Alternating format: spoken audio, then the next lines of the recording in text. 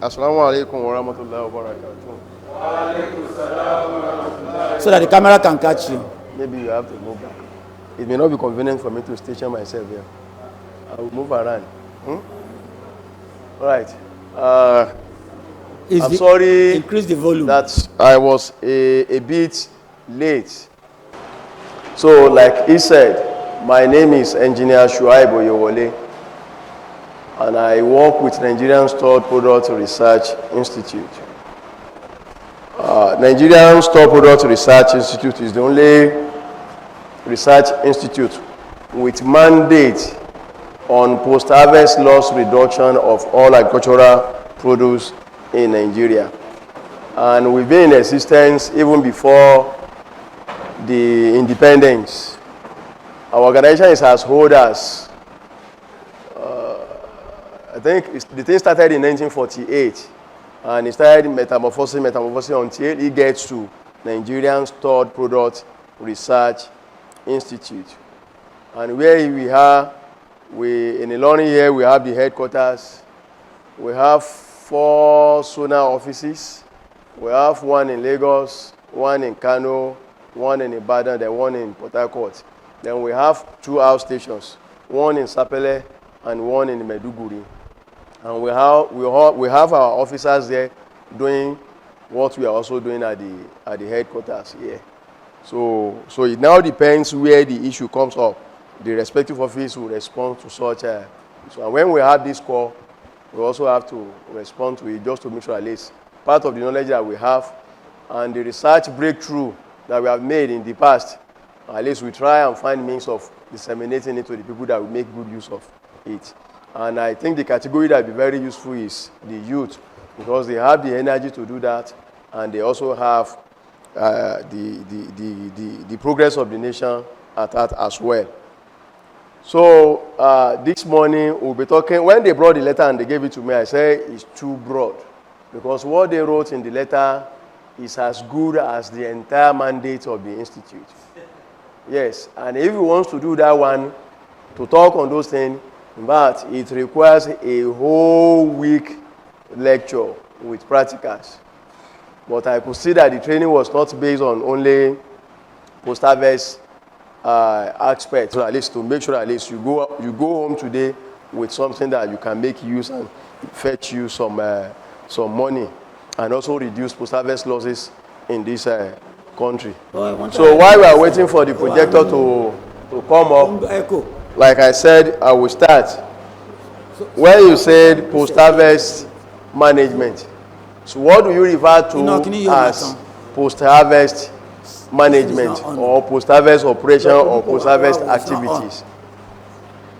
You see, when you start your farming process, you cultivate the land through by clearing, making ridges, you plant, you weed, you apply fertilizer. At the end of the day, you go back to do what? To reap the what? The fruit of your labor. So, like I was saying, when you say post-harvest management, these are the things that you carry out after your production process and you harvest your crop from the farm. After harvesting the crop from the farm, if you are not ready or willing to sell them immediately, what do? If you want to make more money on them before you dispose them, what do? How do you keep them to ensure that your labor during the production does not go into the drain? These are what we call post-harvest management.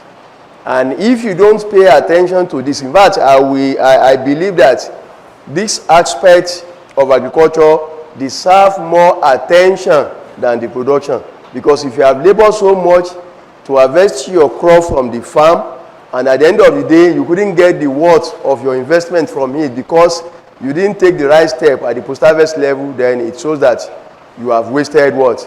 A lot of time, resources, and energy in getting what you have.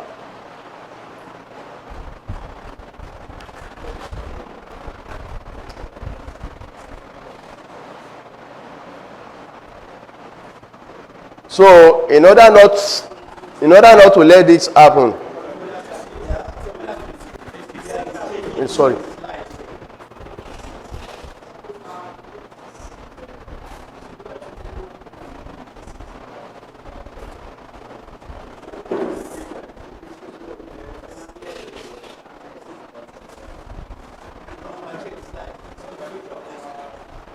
Now, because the projection is not that good, you may not see it well. Move up a bit and let's see. Okay, don't worry. Now, if you look at it, you will see this bowl here. You have, this is the producer's basket. Somebody that just produced from the farm and harvested the crop. Now, there is a pipe, more or less like a pipeline, and a lot of activities are happening at that, in the pipeline that requires your attention. At this level, something is ready, biological agent. They are ready to work on your products if you don't handle them well. Now, when it now gets to the point of harvesting, you harvest your crop, you have a lot of lost agent. It's not showing everything. Some things are missing here. An example, we can't see me because of the color or something. There are information here that we can't see. Now, then, he said, practices promoting post-harvest losses. They are all listed here. Those are the things that you have to do just to make sure at least by the time it gets to the consumer, you get good quantity of your what? Of your product. If not 100% of what was harvested, well, at least you get something above 90%. That is a good business. You are going to get a good return for yourself, and everybody is going to get a good benefit from the system. So, and there are a lot of agents that is working against this. Now, after harvesting, you have to transport your products either from the farm to the market, to store, or to a place where you can add value to it that we call processing. Then after transportation, you may decide to store for 1 week, depending on the nature of the crop, 2, 3 months, 6 months, 1 year, 2 years, depending on the nature of the crop. Then processing. That is, you want to turn the product, you want to turn the produce into another product. When you look at it now, we have wheat. Wheat is a crop, is a grain, but we don't consume it the way it is. What do? They process it into flour. Then the flour, you can now use it for what? For production of various products. The same thing with semo, maize, they turn what? Maize into semo, and a lot of products like that. From granite oil, from soya bean, you get your what? You get your oil through processing activity. Then after processing, you have to package it. You package, then you market before it can now get to whoever is going to consume the product. So now what these aspects feel now is the gap between harvesting and before the product gets to the table of whoever is going to consume it. And everybody has to pay its role because a lot of stakeholders are involved. Let's move to the next one.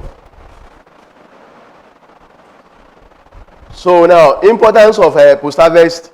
Why do we have to carry out these activities? The reason why we have to carry out these activities, mainly, we need to prolong the shelf life of the product. Now, if you look at it, whenever maize is harvested, maybe anytime from May, June, though I know there are some in the Tana, but it's not as popular as that. But by the time we get to May, June, you will see a lot of fresh corn in town. That fresh corn, whether cooked or not cooked, if you leave it till the next day, it's not going to be the same product. You can't consume it again. So that is why you do what? You have to find means of extending it so that if you want to take your ogi after 6 months that the maize has been produced, you can still have access to what? To maize that you can use to produce your ogi for your pap. All right? Now, then apart from that, to present the produce in the form acceptable to consumers. You know, we believe that some people will not be taking semo today. Supposing the case of semo is just to take maize to milling machine, mill it and package it. Some people will not take it. How will I take maize? Grounded maize? No. But because it has undergone a lot of what? Processing activity, and it has been refined. That is why a lot of people fall in love with what? With semo and other things. When you look at pando, it's more or less like a relief for some people that cannot pound yam. They turn it into powder. Then you can sit in your kitchen just with your stirrer, your pot, put hot water, add that one to your taste, and you stir it. Before you know it, you have something that is close to pounded yam. That is close, so they are not the same thing. Yes. Yes, they are not the same thing. I'm a Yoruba man, so I know the difference. But at least you can get something. Then again, for those who that are abroad, that are in the diaspora, they can have access to what they used to eat at home, because they cannot take their mortar and pestle to that place to go and start pounding yam. Even there is no time for that there. So then, assurance of all year-round availability of the produce.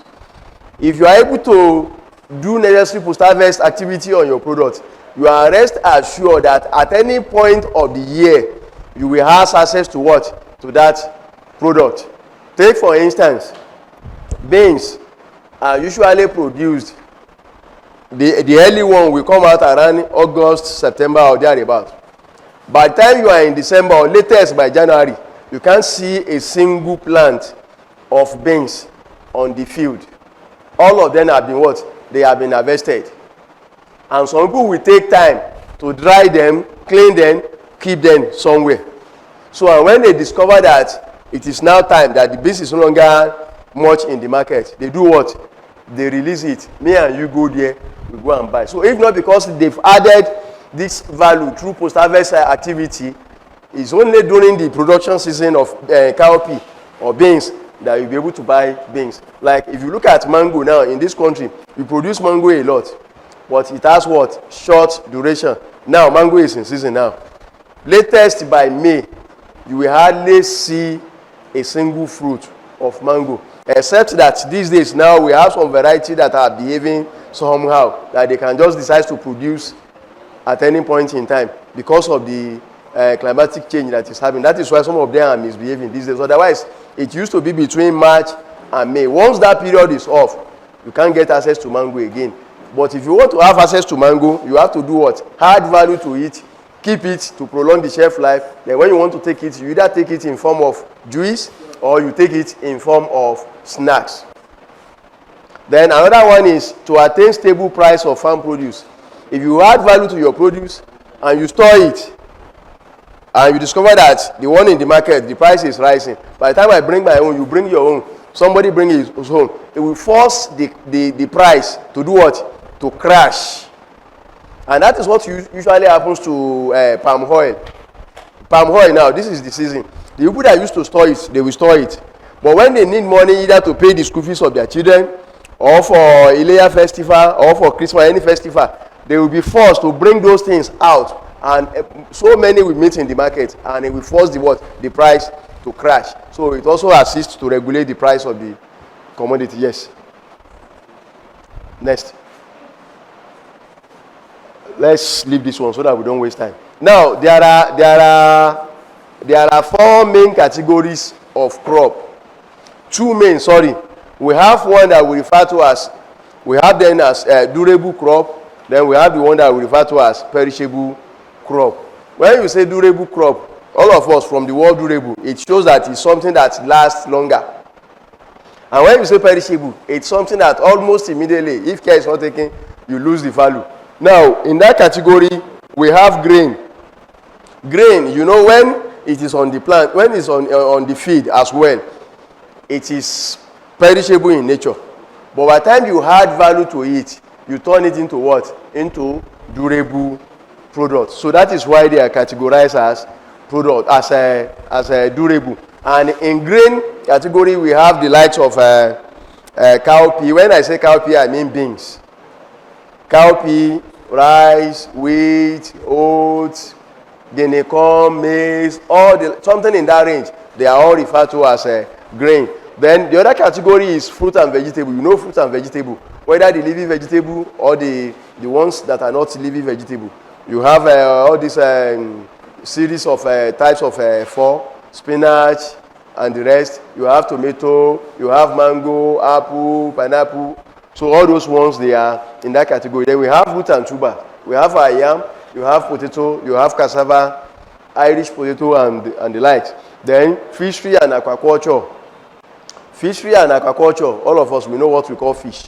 Whether the one that is cultured or the one that you catch in the wild. Likewise, we also have the livestock. The livestock, they are in different category as well, from goats, sheep, another type, chicken, turkey, and the rest. So all of them, yes. So, and these are some of the post-harvest activities that are expected to be carried out on some of this category of crop. Take for instance for grains, after harvesting, because it still contains a lot of moisture content. So you are expected to do what? To do what they call drying. You do drying. So now, after drying, you do what? You shell or you thresh, depending on the nature. That is, you remove the grain either from the cob or from the straw, or from the pod, depending on the nature of the crop you are dealing with.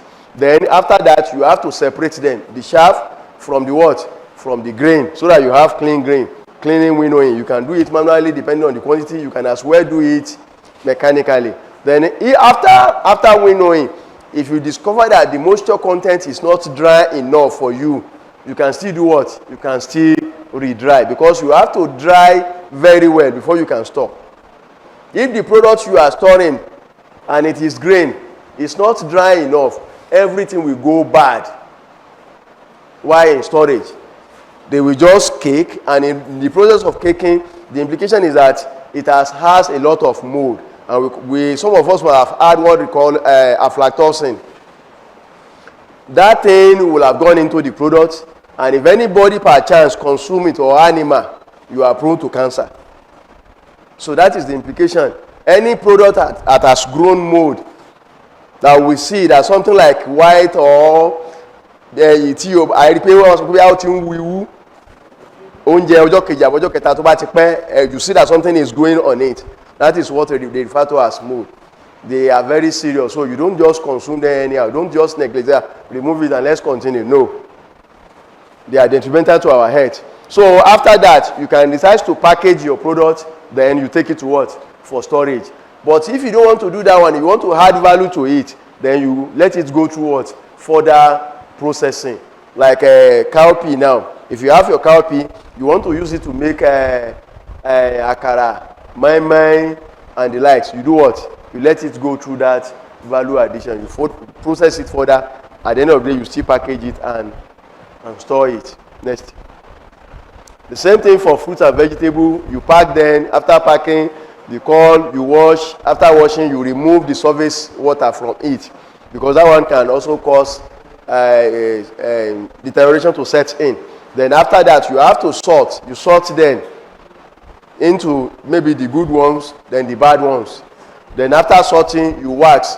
The essence of waxing is you apply something at the back that will protect the fruit from losing the moisture in it into the environment, so that if you look at it, orange during the dry season and orange now, what do you expect? If you peel orange now this evening, in the evening, and you leave it till the second day, you will discover that you hardly notice that you lose anything if you expose it, if it is not in a polythene bag. But during Harmattan, if you peel it and you leave it for just few hours, you will discover the thing started to do what? To shrink, meaning that it's losing water to the environment, and that is what you used to do. So after that, you grade. For those of us that used to buy apple, if they open any carton of apple, you will discover that you see average size of a particular size of apple. If it's going to be small, it will be small. If it's going to be medium, all through, they will be medium. If they will be big, it's going to be big size. So that is what they call grading. You separate them into sizes. The people that sell egg also do the same thing. They separate the smaller one from the big one. It actually adds value to the product and bring more money for the producer. So then you package, you store them. After that, you can take for your marketing. Then if you want to add value as well, take for instance now tomato. After sorting, you can decide to turn your tomato into tomato paste. Tomato ketchup, tomato juice, and the rest. Then you package and you still do the same thing. Next. For fish, you kill the fish. After catching the fish, you degut, that is, you remove the intestine from it. Then you wash, you fold, depending on the size, or you cut into pieces. After cutting, you soak them in a salt solution that we call brine. After soaking, you allow them to drain the water to drain off the fish. Then you smoke it. After smoking, you package and you store your fish for future marketing. Yes. Let's go on. No, let's move. Let me see whether I have something. Move down. Go. Continue. If you stop, I'll tell you. Now, go back small. So that I will not have to, no, to the next one now. So that I will not have to move. Down. Yes. Go. You are moving up. No. Where, stop. Where the picture? Where you have the pictures? The next one before this. Yes. Now, if you want to reduce the moisture content in your product, what you use is called dryer. But there are different types of dryer. Maybe based on configuration or based on sources of energy. And you discover that drying is not a new thing, it's an ancient thing. People have been drying long ago. When you have your product, but what they used to do is you spread it outside. During the day, the sun will help you to do what? To help you to remove the moisture from the product. And at the end of the day, you come and remove it. But the danger in that is that when you spread on the floor, you go away. The chicken or goat around that place, they will come. The lizard, they will come. Eat whatever they want to eat. And when it is time for call for nature, for them to release their waste products, they don't know that that product is meant for somebody. They will do the same thing there and leave. And you come back to pack everything. And if it is cassava, you come back to pack. Then you take it to somebody that will mill it for you.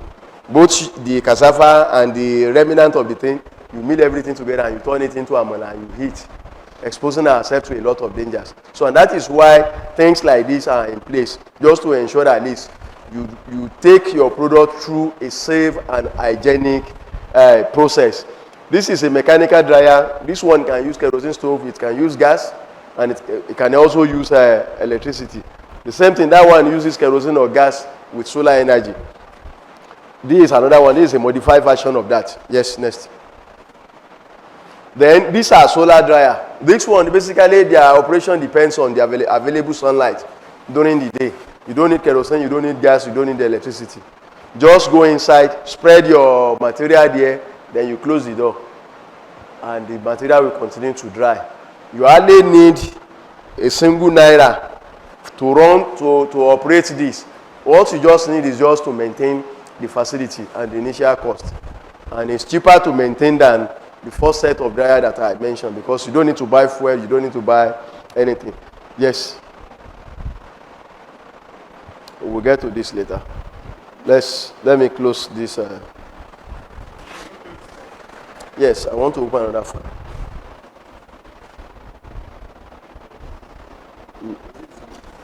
Yes, you can open that one. No, you can open that one, yes. Yes. Put it for. Sorry, I'm coming. Mr. Ogun, please let me call him. To bring the box.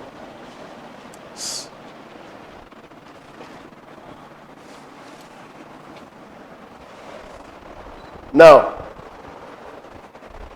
what I just spoke on was more or less like a broad thing that covers everything. Now, this one is specific about fish now. This is post-harvest handling and processing and storage of fish. You store your fresh fish, and you can as well store your dry fish, and you can add value to them. Now, so we're talking about how the spoilage of fish. I'll just talk about the relevant ones so that we will not waste our time, because we have a lot of things to cover. So, move on. Next.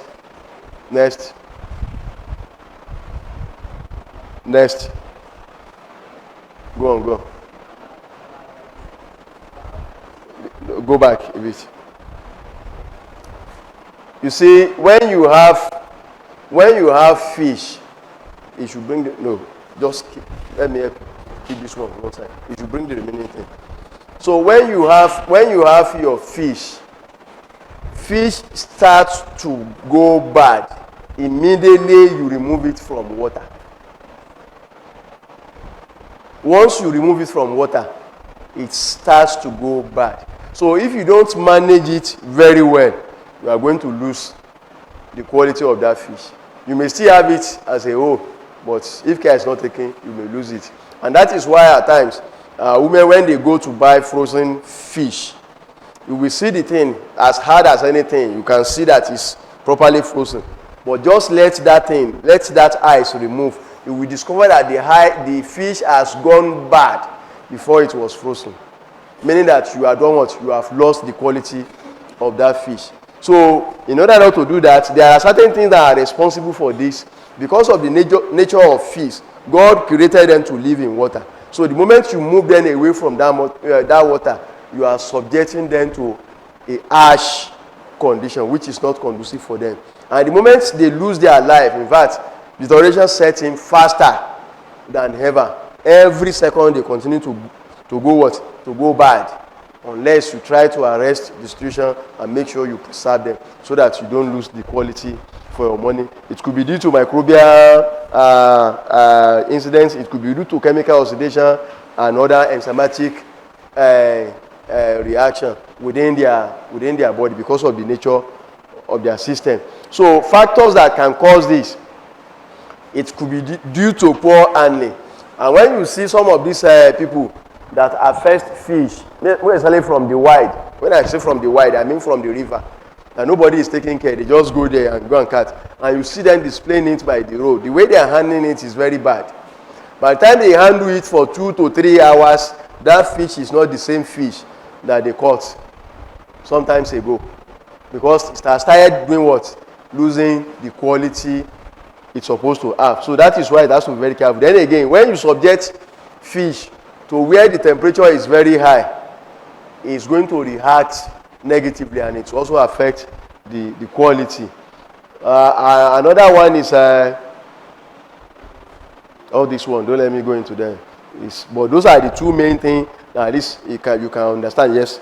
So now you can see spoilage indicators. There are a lot of things. When you open some, you open the gills, you discover that the gills are started doing what? Going bad. If you want to know whether a fish is good or not, open the gills. Perceive the odor. If the odor is offensive, that fish is bad. If the odor of the gill is bad, then it's offensive, then the fish is bad. You also look at the eyes too. If a fish is of good quality, the eye should be radiant. The moment the eyes is dull, forget it. It's not the same quality again. So if you eat it, you know you are subjecting yourself to a lot of risk. So that is why you have to be very careful and make sure then you also test the stomach too and see how do you feel when you press it. Then the discoloration of the gills. If the color change from red into another thing, maybe dark brown or something that is lighter than that, then you know it's something that's wrong with the quality. Yes.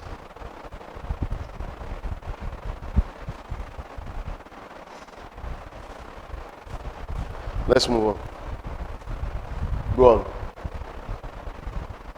Go on. Go on. No, let's go to the one before this. Let me see. No.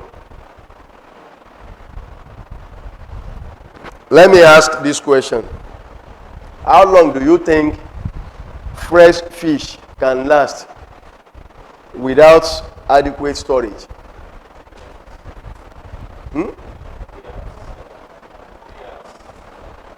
Please, maybe let's do it this way. If you want to respond, you just raise up your hand so that at least the person that is responding will know that is the one responding. Yes. At the back. 5 hours. Yes. Yes. 5 hours. It depends on the type of the fish. 8 hours before it can go bad. No, I'm not talking about that. The moment the fish loses its life, how long can it stay in storage? You don't store live fish. Maybe 3 hours, I think so. Okay? 3 hours. Yes, sir. Within 1 hour, the response will be there that the fish is getting bad within an hour. Okay. Let's see. So, what is different between freezing and chilling? You know, people used to use that language. You want to be chill.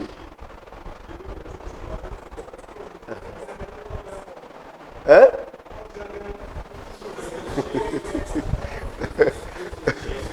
Yes, sir. Freezing òun náà ni tó bá di block. Chilling ó tutù gan. Yes.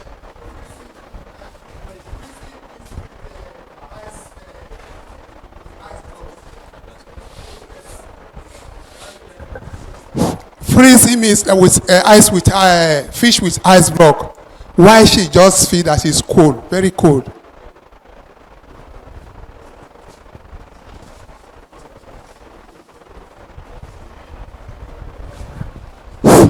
Freezing is the one that have ice in the body, while chilling is ordinary one. Okay.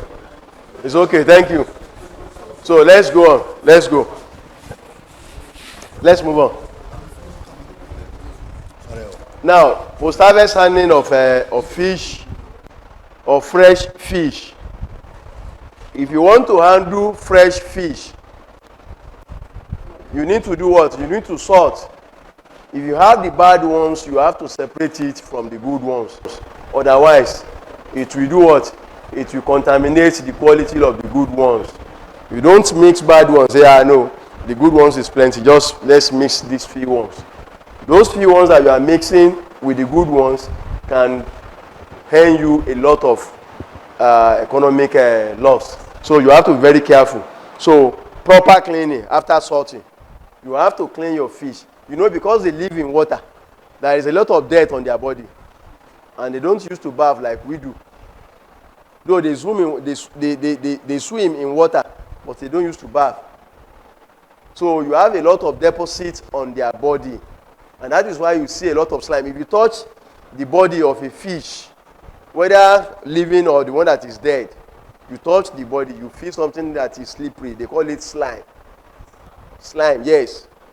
Very slippery like this. So if you want to remove it, you need serious work to remove it before you can gain access to the fish that you can eat. So if you process with that slime, it's going to affect the quality of that fish. So after that, you chill in ice soon after catch. So, and how do you do that? You do that using the ice fix box. Please, help me tell the driver that the box. You do that using the ice fix box. Then after you are done, you wash the box afterwards, after use. Let's move. Now, this is Nexpre ice fix box. This was developed by our institute for storage and for handling and marketing of fresh fish. And how does it work? We started, you can see that you have different pictures. This is where we started. So when we discovered that we were making progress, we moved to the one in the middle. Then when we now realize that now this thing is working now, we now have evidence to show. But we know that if you want to, yes. But we know that if you want people to buy this thing and make it attractive and even to mass produce it, that there is no way for us that will not collaborate with a manufacturing company. And that is what we did. So we collaborated with a plastic manufacturing company. And at the end of the day, they gave us what we want. When you look at it, it looks like a traveling bag. Yes, because you can wheel it. You can see it. The name is written on it and you have the logo of the institute. So we call this one ice fix box. This is the cover.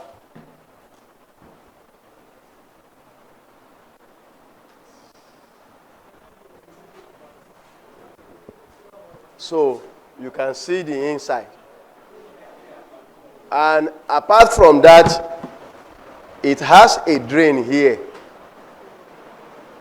And how does it work? You get your fish.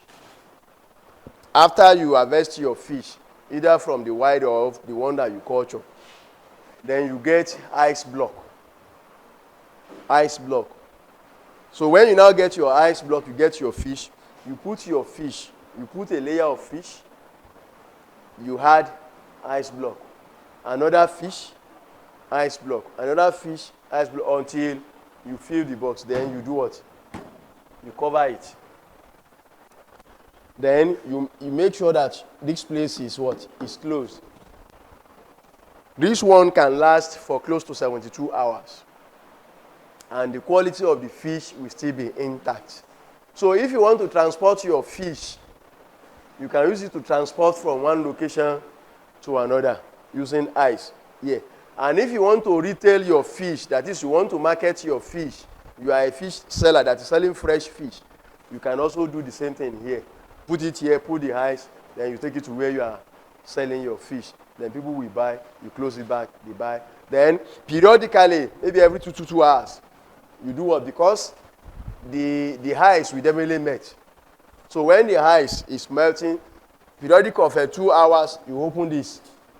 And you allow the melted water to exit the system. Once the water is no longer coming, and it can preserve it for close to 72 hours. So without changing the initial ISO, if you still want to proceed again, the implication is that you do what? You add more ice when you discover that the ice has been depleted. So that is ice fix box for you for handling, transportation, and retailing of fish. You can use it to store temporarily, and you can use it to convey your fish maybe from the farm to the processing center to the market and to as well retail the fish. Let's go. Yes, you can see all these are the arrangements. You can see the ice block, you can see the fish and the rest. Supposing earlier arrangement was made, probably you will have gotten some quantity of fish and ice block that we can put and demonstrate how it is used. Yes. Then now, when we now get to fish processing, like I said, it is very important that you add value to fish. That man in blue that the coordinator called the other time, tell him to come to the front.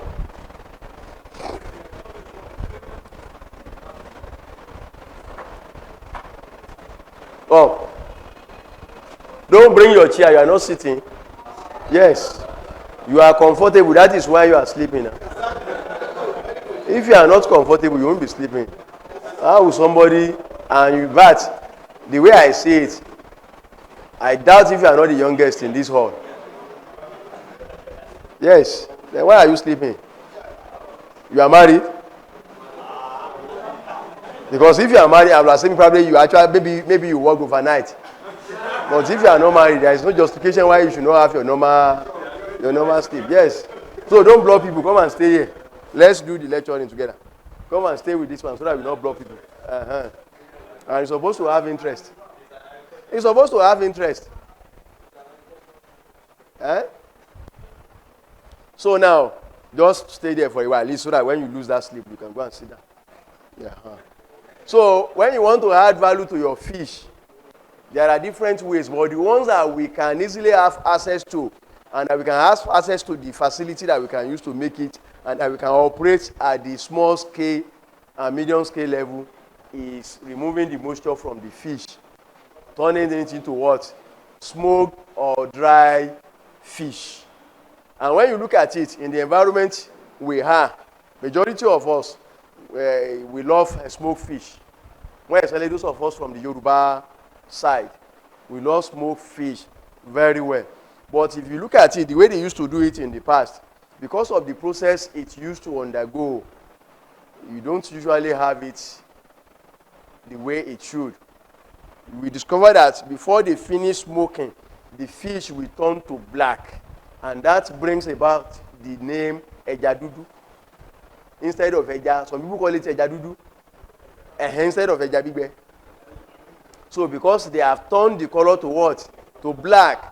And originally fish was not black before it was processed. Some of them, they are either light golden, brown, or something, but not black. Even some of them, that their chest used to be white. By the time they are done with the smoking, everything will turn black.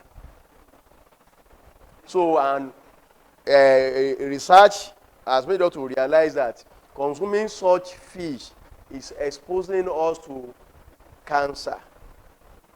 We may say that is what, but that is what our forefather has been eating. Fine, our forefather has been eating that, but are you eating what your father, your forefather ate with that fish? No. There are a lot of things that they used to eat that neutralize all those things in their body. Automatically, we just not even drug, but just normal herb. They just take this, they mix it. Then because they eat fresh thing, it was their immune system was more than good compared to our own that we rely on fast food. You go to item whatever, go and get ready-made food. Go to this fast food, snacks, bread and mineral. That is what you eat because you like it. Just pay, you get it. All those things has a lot of consequences. So, and that is why we can't compare our own life with their own. So any aspect that they call our attention to, be careful about this. We must be careful because this life is just once. No extra tire. No extra tire. Once it ends like this, we know that there is destiny. That we definitely spend certain number of years, but it will be good if you use it in sound health. You may be alive and not okay. Remember, the problem will not be on your neck alone. The people taking care of you too, you are also subjecting them to a lot of stress because you decide not to do what you are expected to do. So let us do it right. So now when you now have the fish, you catch the fish, you add value to it. By the time you add value to it, those things that I said at the initial lecture will definitely work out on the fish. You are going to extend the shelf life of the fish, meaning what? You can keep the fish even just on your shelf without doing anything, and nothing will happen to it. The quality will be maintained. You've added value to it, and definitely the taste has what? Has changed. Some people, they cannot take fresh fish. They can't take fresh fish. It's dry. It's either fried, it's either dry, or they don't take any. So meaning that what? You have changed the taste. And now if you are to sell it as a businessman, value has been added to that.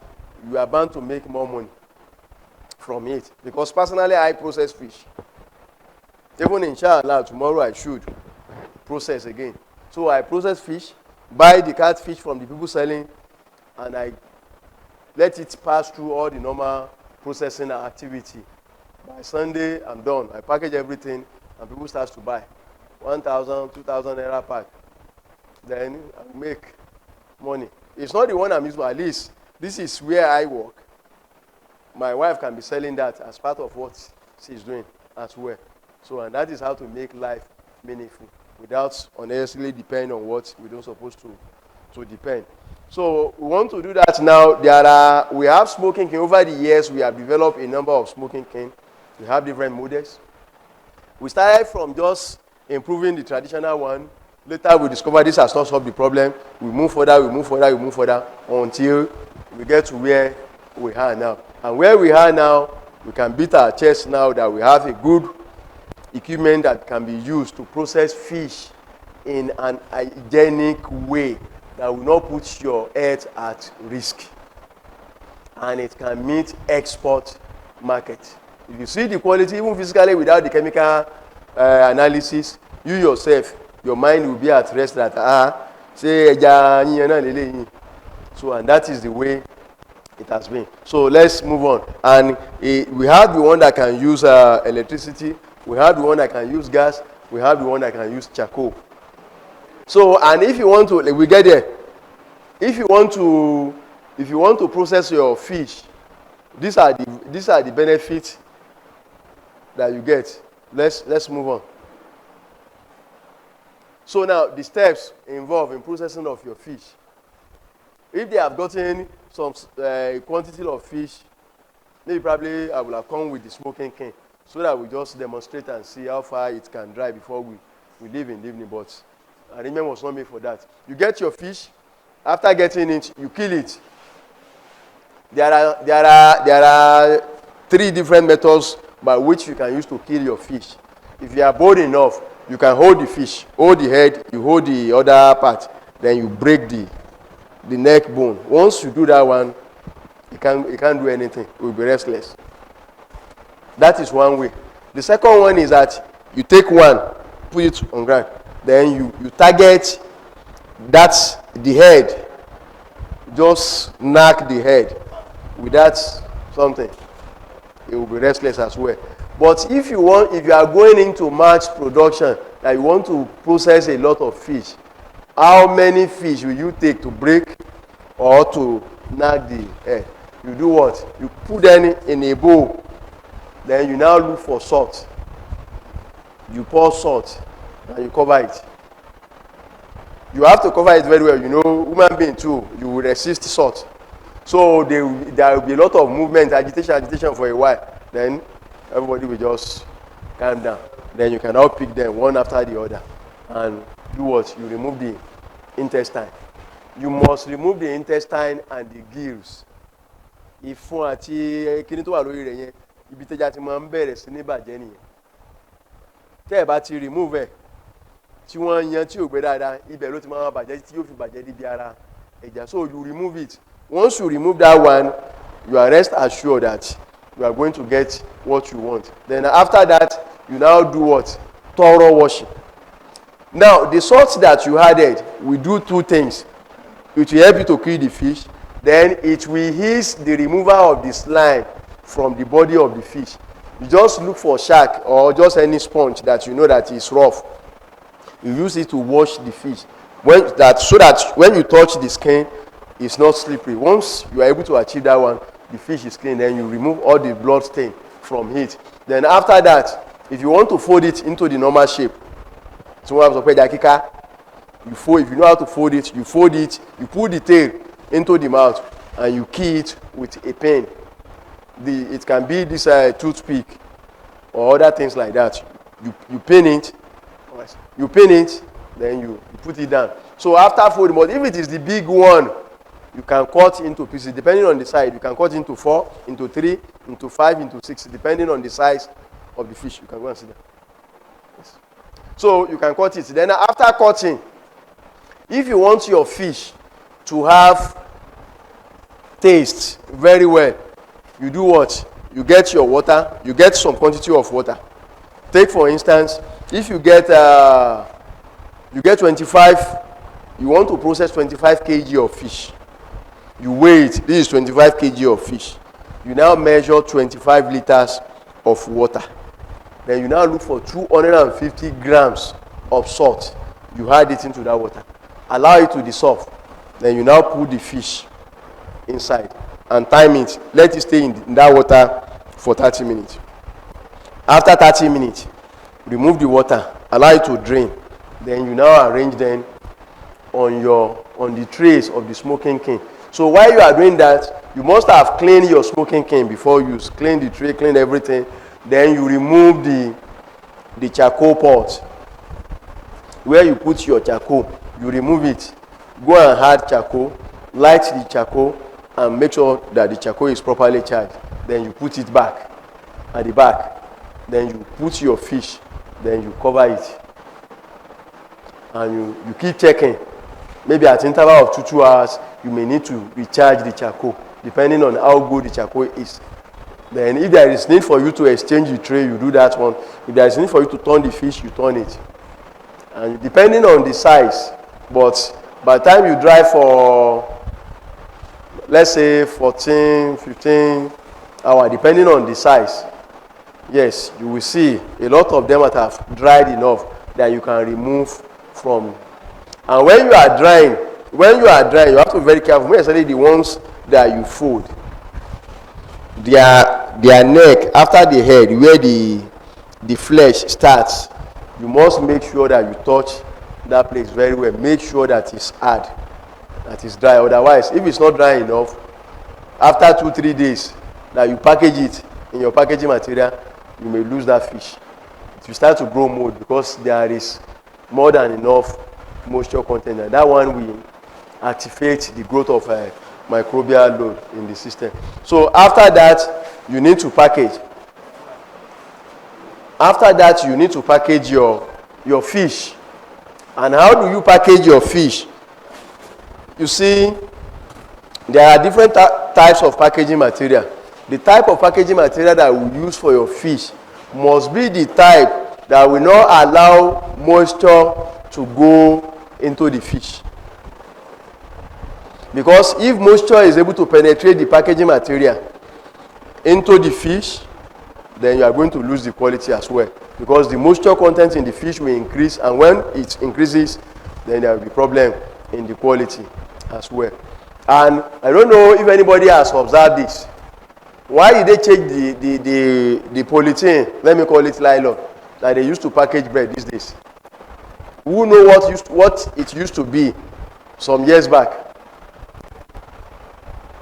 Huh? Ferry? This man has something about, he knows, have knowledge. I said you should speak to the microphone.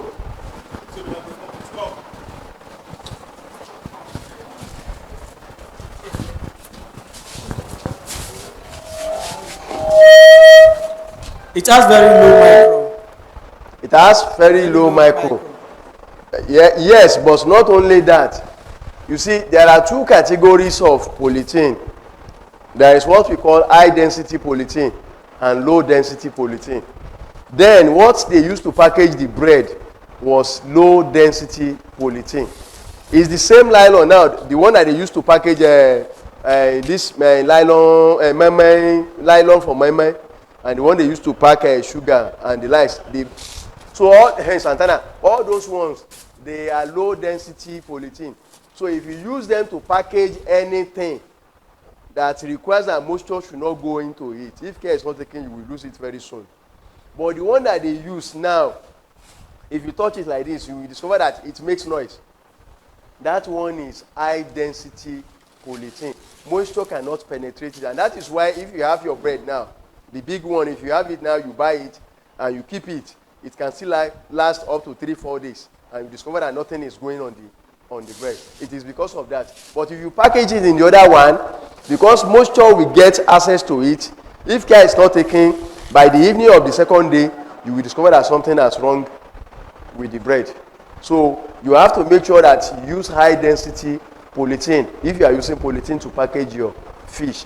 And fish also has one characteristics, especially the dry one. If it is the type that contains a lot of oil, there is something that they call rancidity. It used to happen to oils. Yorùbá sọ pé epo yẹn ń rá lẹ́nu. The same way, there are some fish that if you eat them, dry fish, ẹ rí pé ó ń rá yẹn lẹ́nu. Torí pé nǹkan tó ṣẹlẹ̀ sépo tó ń rá yẹn lẹ́nu yẹn ti kíni, ó ti ṣẹlẹ̀ sóun náà. And light ló sábà máa ń fa, ìmọ́lẹ̀ báyìí ló sábà máa ń fa. If you keep your oil, your palm oil in a transparent container for a longer period, is most likely that thing will happen to it. And that is why you discover that what the jerrycan that they use for packaging of palm oil, if they want to store it, they use that yellow jerrycan because it is not transparent. It will not allow light to penetrate, because once light penetrates, it will affect the quality of the oil. So the same thing is applicable to fish that contains a lot of oil. So if it's not protected from the light, the same thing will happen. So if you are dealing with that one, after packaging in the high density polythene, you make sure you get another thing that can protect it, that will not allow you to gain access to light during the day. And that is one of the things that you can use. You can see this one. This packaging material was also developed in our place.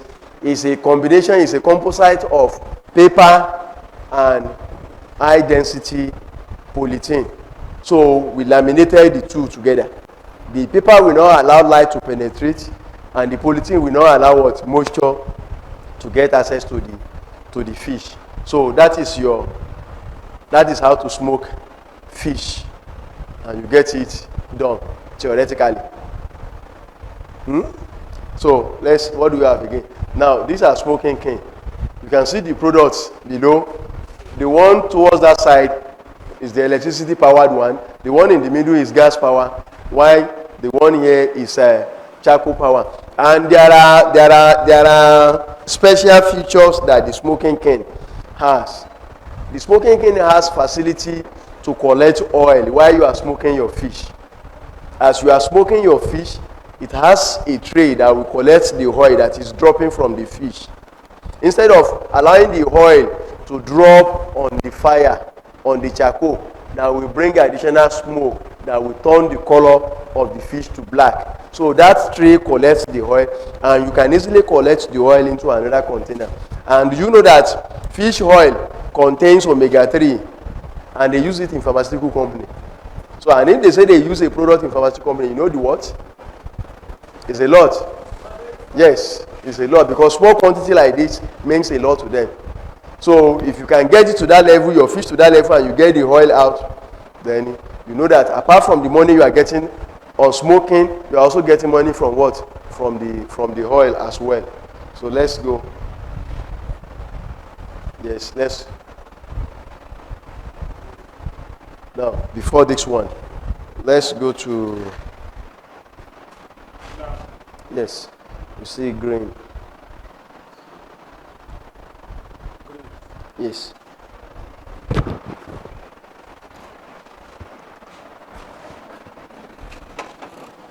Mr. Ogun, bag. All the bags. Yes.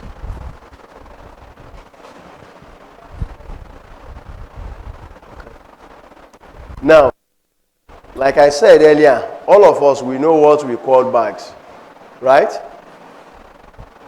Sorry. We know what we call grains. When you say grain, can people, let's mention an example of grains. I've said a lot. This is not allowed. I said if you want to talk, you raise up your hand. Islam has program now. We don't do things anyhow. Right? Yes. Yes. Beans? Cowpea. Yes. Maize? Yes. Oh, I said they should use the mic. Millet. Millet. Guinea corn. Sorghum. Sorry, sorghum, guinea corn. The two of them, they are the same thing. Soya bean. You want to say another thing?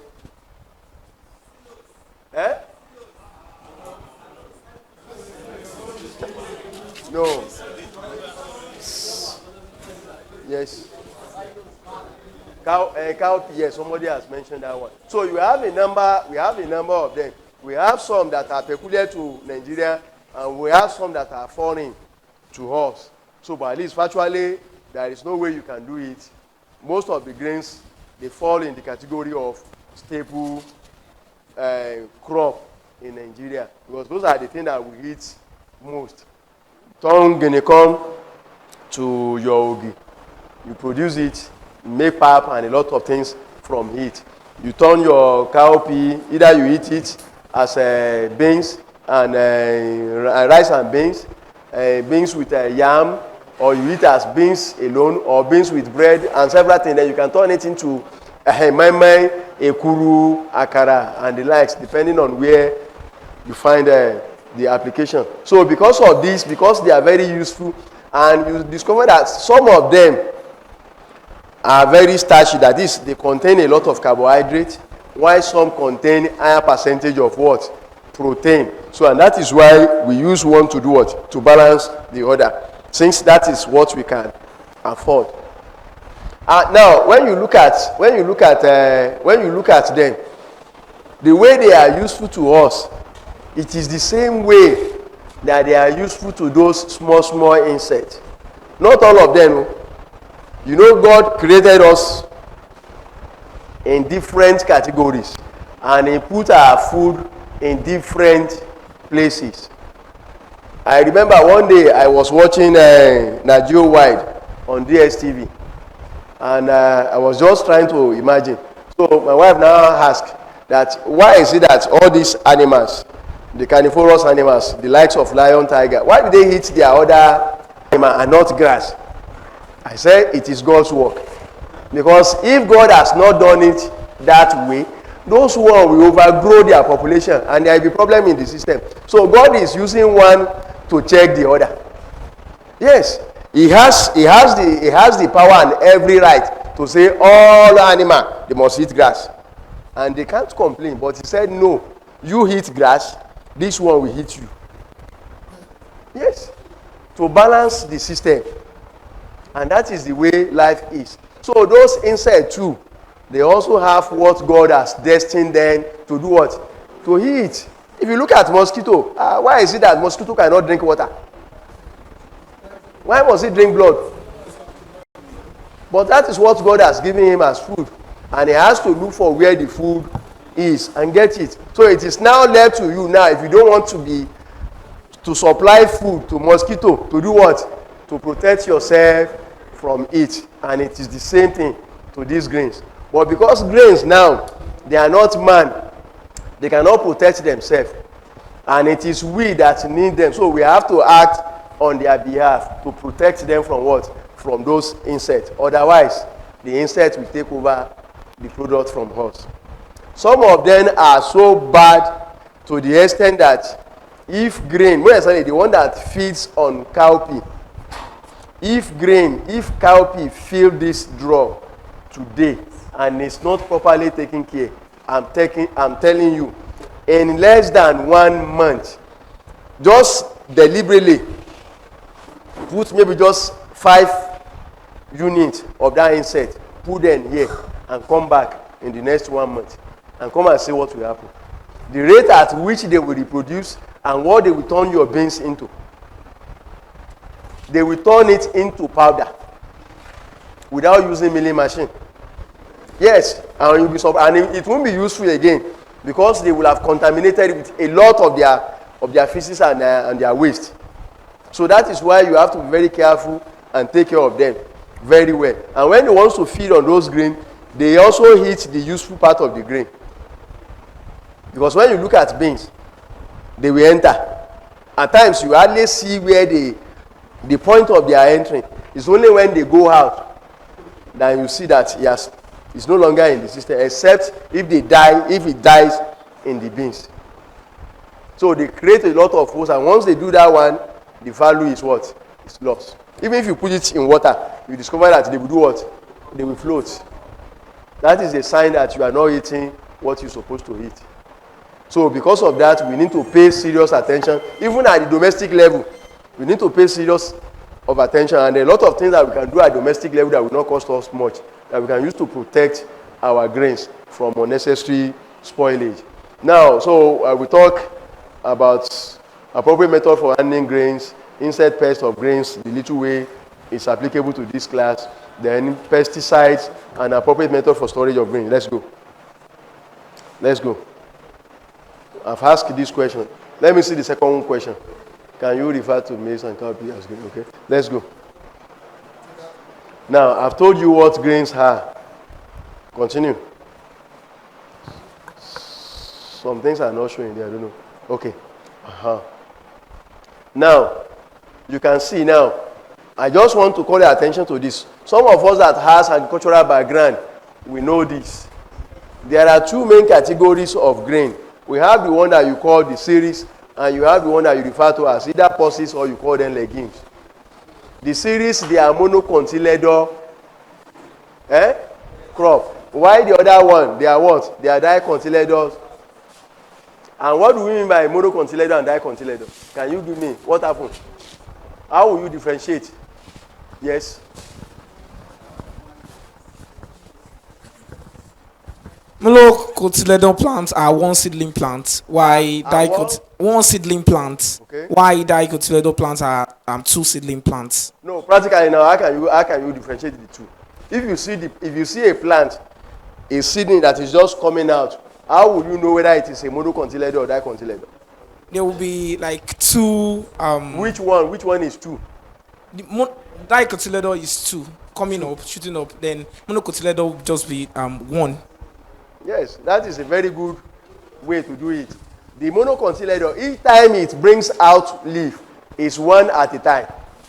It will go this way, then another one. But for dicotyledon, each time it brings out leaf, is two. Huh? So that is how you know. And when you open, even their seed, when you open them, you can break dicotyledon into two equal parts, but you cannot break monocotyledon because you need to even know where to break them. But this one, the natural division is there. You break just like we have human being, that you can divide ourselves into two like this, and you get equal. What you see here is what? Is what you see here. You said? Yes, but symmetrical. So you do that one. What you have here is what? Is what you have here. So that is different between the two. And now in the category of cereals, we have maize, wheat, rice, sorghum, millet, and the rest. But in the pulses and grain, we have beans, soya bean, we have granite and the likes. Let's go.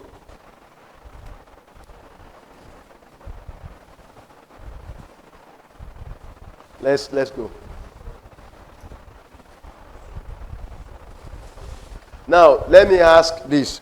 When you say handling in post-harvest, what does it mean? Handling in post-harvest, what does it mean?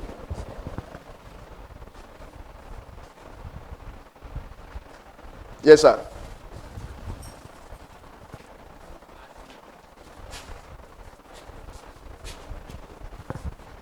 Hello, sir. Handling has to do with how you are able to convey your produce from the farm to your point of storage without effecting any damage on those products. Okay. Any additional information? Okay. I think he gets it right, yes. When you say, because I've said it here, when you say handling, immediately you harvest your crop. You are packing it, it's part of handling. Transporting it is part of handling.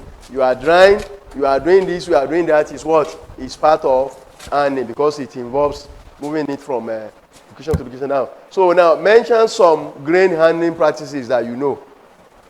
That if you want to handle grain, what and what do you do?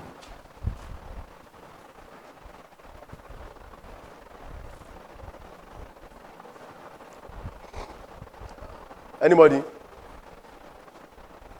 Yes, sir.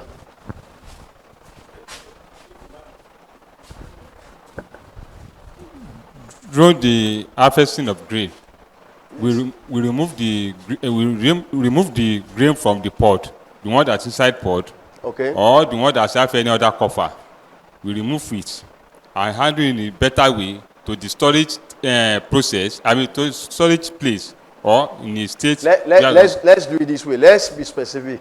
Okay. Let's talk about maize. Maize. Yes. So we remove the corn with the we remove the cover of the from the tree. I mean from the corn tree. We remove the cover that cover the main Yes. produce. So after we remove it, we carefully take it to storage or take to a state where we are going to process it. I'm talking of when the maize is already dry from the tree. But even that already dry is part of the handling.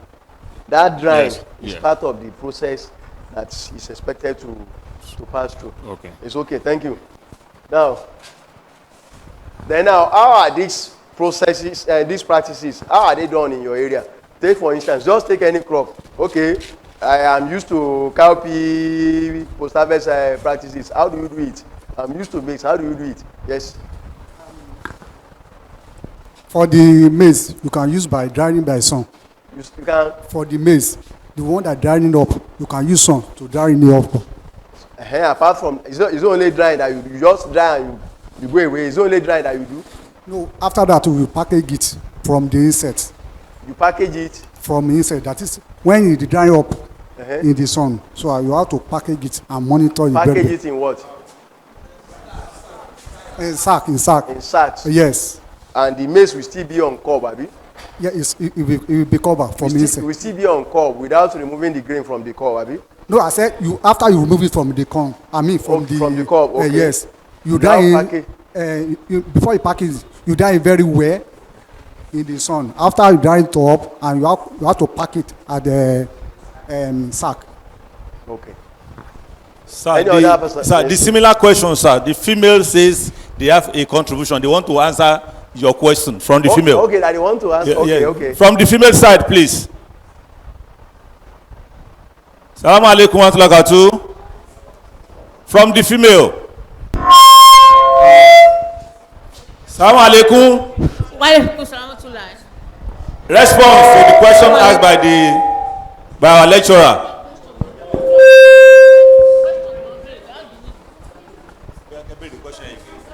Okay. The question is this: how are handling practices of grain done in your area? How do you handle grain in your area? Be it maize, beans, sorghum, millet, or anything that you are used to in your area. How do you usually handle it?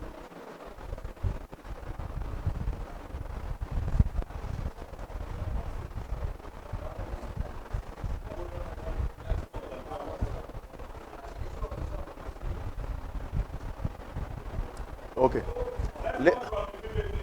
Assalamualaikum sir. Sir, I want to down question ta fẹ́ down.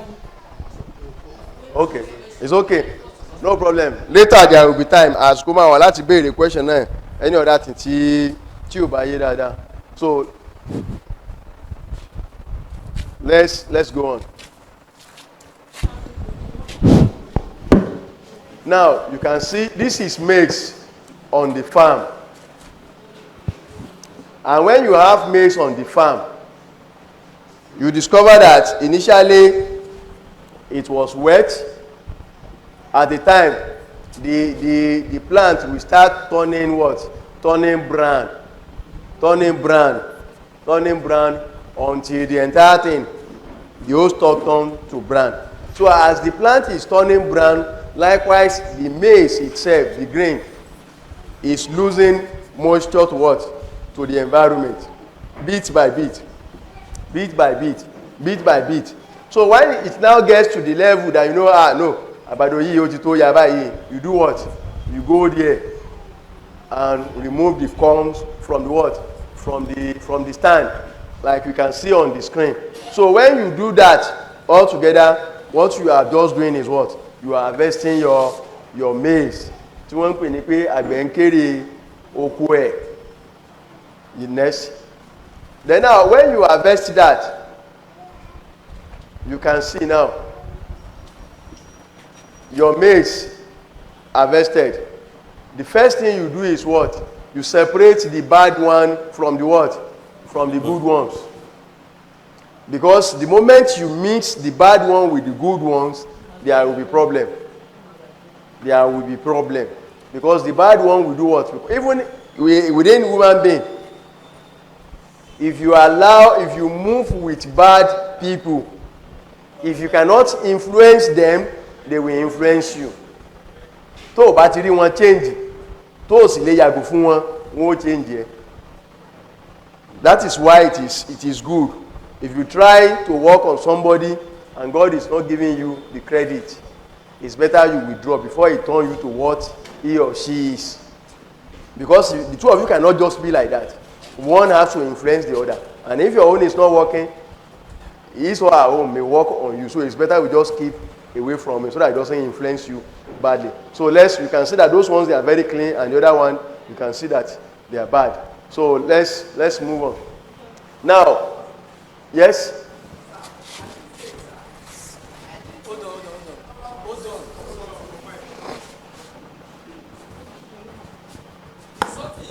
At this step, sir, yes. I didn't think it's normally done by the farmer. So otherwise, there's going to be a lot of shortages Exactly, sir. No. Because if the farmer started sorting after harvesting the corn, it is the farmer, I mean the sellers, maybe those women that are selling fried or boiled maize, they used to sort it by themselves, Yes, or to avoid loss.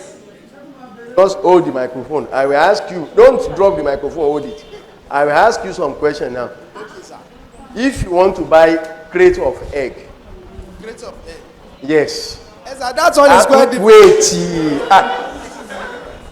I'm asking you a question. If you want to buy a crate of egg, yes, sir, and you see the big size, okay, the big size, yes, the small size, yes, sir. then you now see another one Crack. that is mixed of big and small, Okay.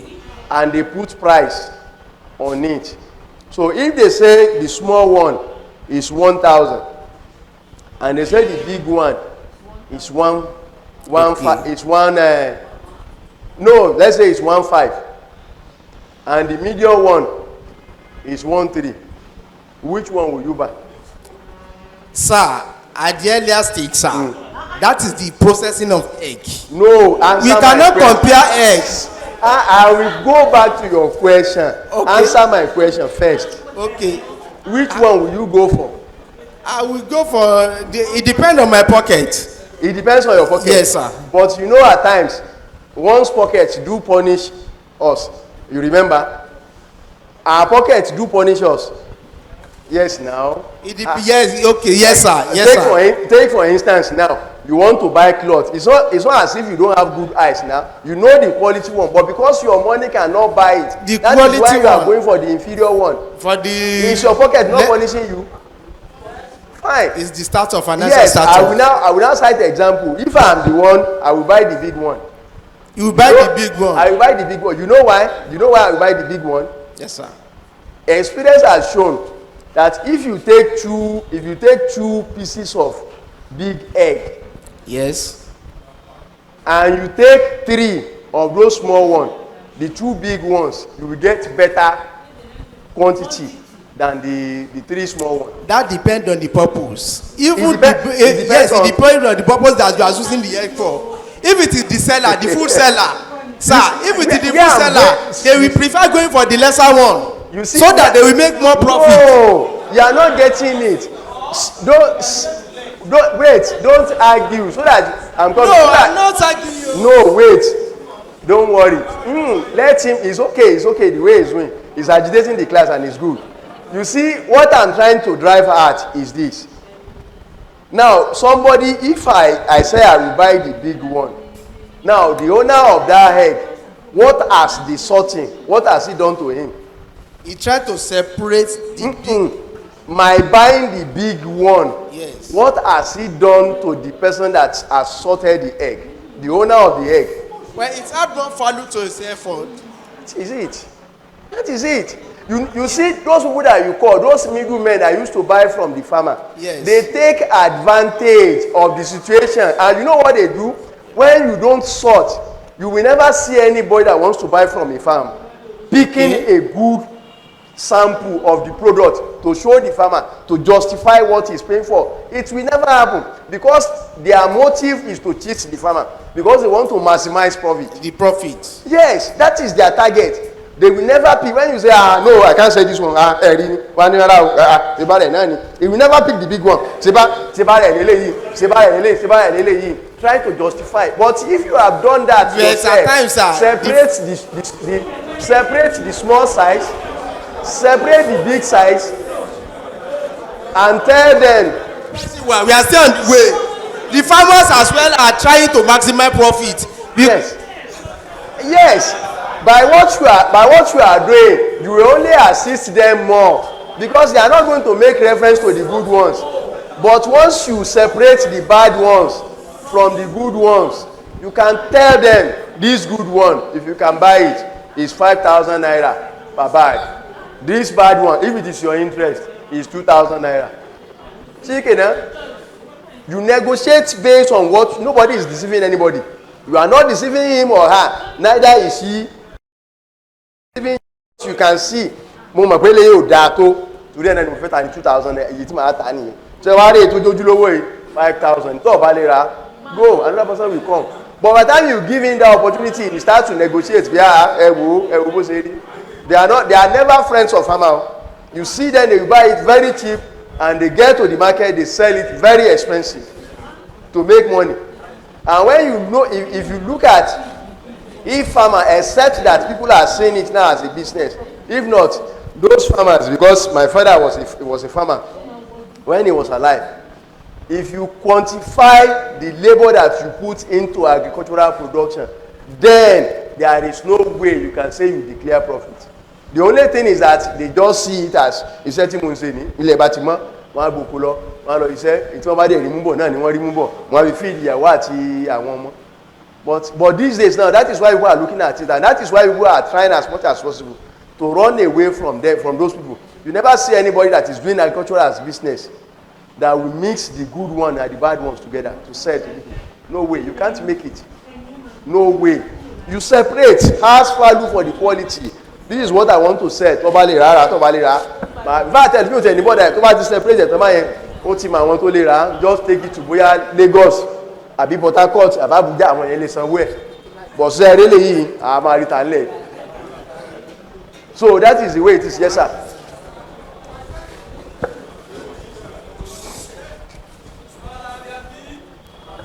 As you rightly said, by the time they are buying from you, they will collect all it, but when they get to the spot of sales, they will sort it. They will sort. Why do you think they will sort? But to get more profit. They do sort, they will sort it. You will see, like he's saying, that is very correct. If you see anybody, any middleman that is buying, if he knows that the quality of what he bought from you is missed, he will never sell like that. He will sort it so that he can make more money. More money. I used to buy beans out of a garage. Idigba, there are some Hausa guys that used to sell beans at Idigba. When they bring the thing from the north in bags, it's not even hidden. You will see them as they are selling. They are also cleaning another one for sale. You will never see them selling the one that they have in bag that they just brought from north. Like no, they will remove all the shafts away. They sell clean one to people and they place their price on it. And you yourself, when you see it, you will be encouraged to buy it because there won't be any complaint. Yes.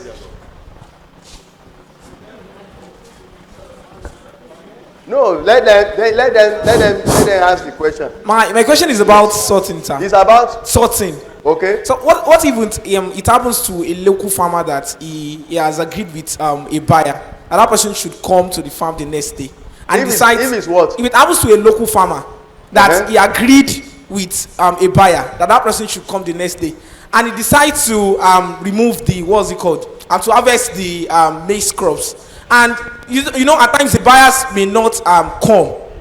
It may happen that they don't come again. They may find another person to go and buy from. So what happens to the products?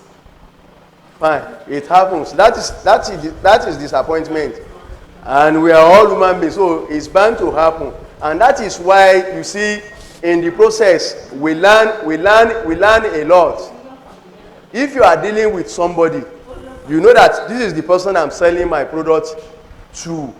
You yourself, if you know that it's a product that if you harvest it and nobody carries it away from you today, that you are in trouble, you dare not do the harvesting until you are confirmed. You've confirmed that, in fact, where are you? Very close to the, then you now go to the farm. Please, I'm sorry. It's better that way than, please, I won't be able to come, and you've harvested it. You now be looking for somebody that will now take advantage and buy it very cheap from you. No. So once you are in the system, a lot of lessons will be learned in the system because people you'll be forced to take some step because of the way they behave. Or at least if you have a reliable customer, even if you can't come and take it, you can as well take it to him if you have been working together for long and you know how it works. So let's move on. So now this is mechanical threshing. Like I said, when you harvest your produce, your grains from the farm, it is not the way you harvest them that you sell them at times. So you do what? You do some post-harvest activities which involve stretching, shelling or cleaning. So if it is maize, you call it shelling. You can use your hand to do that one. That is manual method. You can use a machine. We have maize sheller. But in a situation where you are working on a large quantity, the advisable thing is to use machine. So when you use machine, within short period, it will shell tons of maize. Then there are some of them also have provision to clean. As they are shelling, it will throw the shaft somewhere and the clean grain in another place. Then you can collect. So if there is now need for you, you can see people now cleaning manually. You can see it. Raising bowl up. Try to remove the dust from the product, because it is not good that you have the dust in the grain. Once you have the dust in the grain and broken grain, that is weak point of attack for insects, because they will start to work on that one, and through that they will gain access to the wholesome grain. So that is why I say properly clean grain reduces insect multiplication. Next. So now when you want to dry your product, you make sure you dry, basically grain, you make sure you dry at a temperature that is not greater than 50 degrees centigrade. You will ask, how will you know that one? Fine. You can know. It's either from the recommendation of the producer of the dryer that you are using, or you yourself getting a glass mercury in glass bulb thermometer. They sell it. You just put it there and let it read. You see up to 50, or you see about 50. Then if it is about 50, you try to do what? To regulate the source of the heat. If you are using gas, you regulate the volume. And if it is electricity, you can introduce a thermostat that will shut the electrical supply once it reaches that temperature of 50 degrees. And once it drops again, it peaks. Just like the way your iron works. If you are using your pressing iron, a good one that is still working, you are using it to press iron, it will get to a time you see that the light will just come.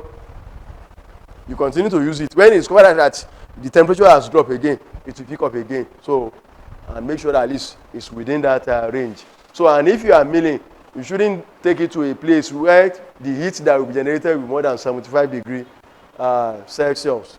So one needs to be very careful with that, because when you are doing milling, because metal is rubbing against metal, so definitely heat will be generated in the product. So once if you do all these things above the recommended temperature, you are bound to you lose the value of the product. And each time you dry your product, whether as wholesome or processed product, you make sure that you allow them to cool. Kan tutu, everyone got a kan tutu. Tẹ ṣàtẹ̀gùn kó tutu before kẹ́ tó pack wọn. Tẹ bá pack nǹkan tó gbóná sínú àpò, tẹ dì lẹ́nu. Mẹ́wàá ṣẹlẹ̀ o. Yes, and I will tell you what will happen now. If you are in a vehicle, the AC of your car is not good, and rain is falling, what will you do? You wind up. Huh? So when you now wind up, because you are breathing in and breathing out, so you will produce heat. The heat you are producing does not have its way to leave the vehicle. And because you have raised the temperature of the car, the ambient in the car, is now higher than what is happening outside, because rain is falling, and rainwater is what? Is cold. So there will be something that they call condensation will happen on the windscreen. Ẹ̀rí pé driver kọ́kọ́ rí wájú mọ́. So tí ó bá continue tí ẹ̀ bá bá nu, ó máa padà tí ò jẹ́ kó rí náà yẹn ó máa domi. Tẹ́ ẹ̀ bá ti bá nu kúrò, ní tó wà mẹ́yẹn ó máa domi, ó máa kán. So if you do the same thing, sí nǹkan tẹ́ ẹ lọ, either ẹ lọ ni àbẹ́ dry ni, tó gbóná tẹ́ ẹ̀ jẹ́ kó tutù tẹ́ wá pàkẹ́ sínú báàgì, the same thing will happen. Omi, so àǹtóyìn bá ti lè kẹ́ nǹkan tẹ́ ẹ ti ságbẹ́ kí ló máa ṣẹlẹ̀, ó máa bàjẹ́ ni. So that is why each time you dry or you mill, you allow it to do what? To cool before you now package it into any container. Yes? You can see These are ways by which you can dry your product, but they are bad ways. They are what? You can see the first one by the right side of the slide. You will see by the roadside, and people still do it now. How will somebody, you process your cassava, ẹ tẹ́ ẹ̀gẹ́ sómi, ẹ̀dẹ̀ wá fẹ́ sá, ẹ wá lọ sẹ́gbẹ̀ẹ́ títì, ẹ wá sá sílẹ̀ lẹ́gbẹ̀ẹ́ títì, mọ́tò ń kọjá, a raise dust, a settle sórí ẹ̀, bẹ́ẹ̀ ṣe kúrò mẹ́yẹn tán tó ibi tádì yẹn wà ní, they will come, wọ́n á sájẹ, tán bá fẹ́ yàgbẹ́. Àwọn aláǹgbá náà àwa ìtí wọ́n bá lè sàmẹ̀ wọ́n á sá, wọ́n á contaminate ẹ̀, ẹ̀ẹ́dẹ́ ìrọ̀lẹ́, ó yá, ẹgbẹ́, wọ́n á gbé kí yín lọ sẹ́rọ, ẹ̀ lọ yí gbogbo ẹ̀pọ̀. So it's no longer amala. What you are eating is adalu. Yes. Because a lot of things has been mixed together. So that is why it is not good to dry by the roadside for any reason at all. It's a bad habit. So then apart from that, you will see some people, they will dry products just on bare ground. Ilẹ̀ lásán báyìí torí pé wọ́n pé àgbàdo ni ẹ̀rí yẹn báyìí àgbàdo ni pé kò sí tí ó sì wọ́n tí ìyìn wọ́n kàn dá sílẹ̀ lásán báyìí wọ́n tún kẹ̀tẹ̀ náà ń kọjá láàrin ẹ̀ ìwọ bẹ̀yẹn báyìí àwọn yẹn wọ́n rìn láàrin àgbàdo tí wọ́n sá ẹnìkan ló máa jẹ yẹn o. It's a bad habit. You can see that one is on tarpaulin. Doing it on tarpaulin is good. But why should they stay? Maybe they are with their shoe, I don't know. Then look at this one, Okada man. Somebody spread something and he was just passing. Instead of him to look for where to pass. And you can see somebody will come and take that same product as food. And after taking it, there will be stomach upset and there will be problem. And we now start to trace kilo seller, not knowing that somebody has done something that is wrong. But if you have handled your own product well, nobody will be able to do that one. You cannot spread your product in the dryer and one bike man will just drive into the dryer. No, they will tell you that something is happening. So things like that, they should be avoided, yes. They should be avoided. This is another one. You can see chicken now. See a lot of them. So these are bad ways of doing it. Next. Now, you can see now, these are good ways. If you can't afford a dryer and you want to dry using open sun, you can do it. What you do is what? You look for a raised platform. And you spread your tarpaulin, spread your product on it. Even if rain wants to fall, it will be very easy for you to just take the edges of the tarpaulin, pull everything together and save your product rather than just spreading it anyhow. And you can use solar dryer. You can see solar dryer of different types. You can see maize undergoing drying in the dryer. That's another one. And you can use them to dry different types of products. Pepper, vegetable, tomato, things like that. And you get good results. Next. Then now, when it comes to transportation, before you transport your grain, you make sure that the truck that you want to use is properly clean. Clean the inside very well. Make sure that it is not wet. And it is not the type that has a lot of sharp plate or sharp iron that once you put the bag like this, attempt to lift it again, it has what? It has caught the bag and you have your grain being spread on the floor of the vehicle. So you ensure that one and make sure. And even when you are doing the loading, if it is during the rainfall, the rainy season, you have to be very careful. Don't just drop them anyhow. Don't drop them on wet surface. And if you know that there is likelihood that probably rain will fall, it's either you stop the operation or you look for what you can use to cover it. Peradventure, rain comes unexpectedly. So you must make sure that you do all the needful. Then now, mixed loading grains and livestock. In some instances, you will see that they may load grain either below, put animal, àwọn àgbò àbí nǹkan kan wọ̀nyẹn, àbágbò wọ́n lè kó wọn sókè tàbí àmì kí wọ́n kó wọn sísàlẹ̀ kí wọ́n lòdù ẹrù sí Okay, it's not a good thing. They are not compatible at all. Do one at a time. So why pay o balo to if you want to learn, use small vehicle that can convey your what? Your product to where you are going.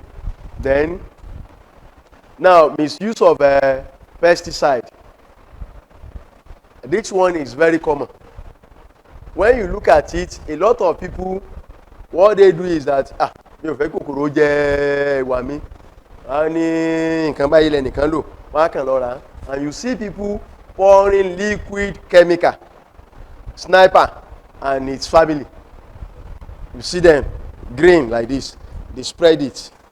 One means it, then they will store it. And me and you are not a farmer. I'm not a farmer. Even if I farm, it's not all crop that I can grow. So I still have to go to market and buy.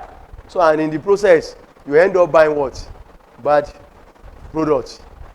After paying a lot, you eat at home, and if care is not taken, you've had the news of an entire family of 6, 5, 4 after eating beans at night, then they pass on just only because they want to eat. They pay, but because somebody has done it wrong, that is why they are paying for their mistake.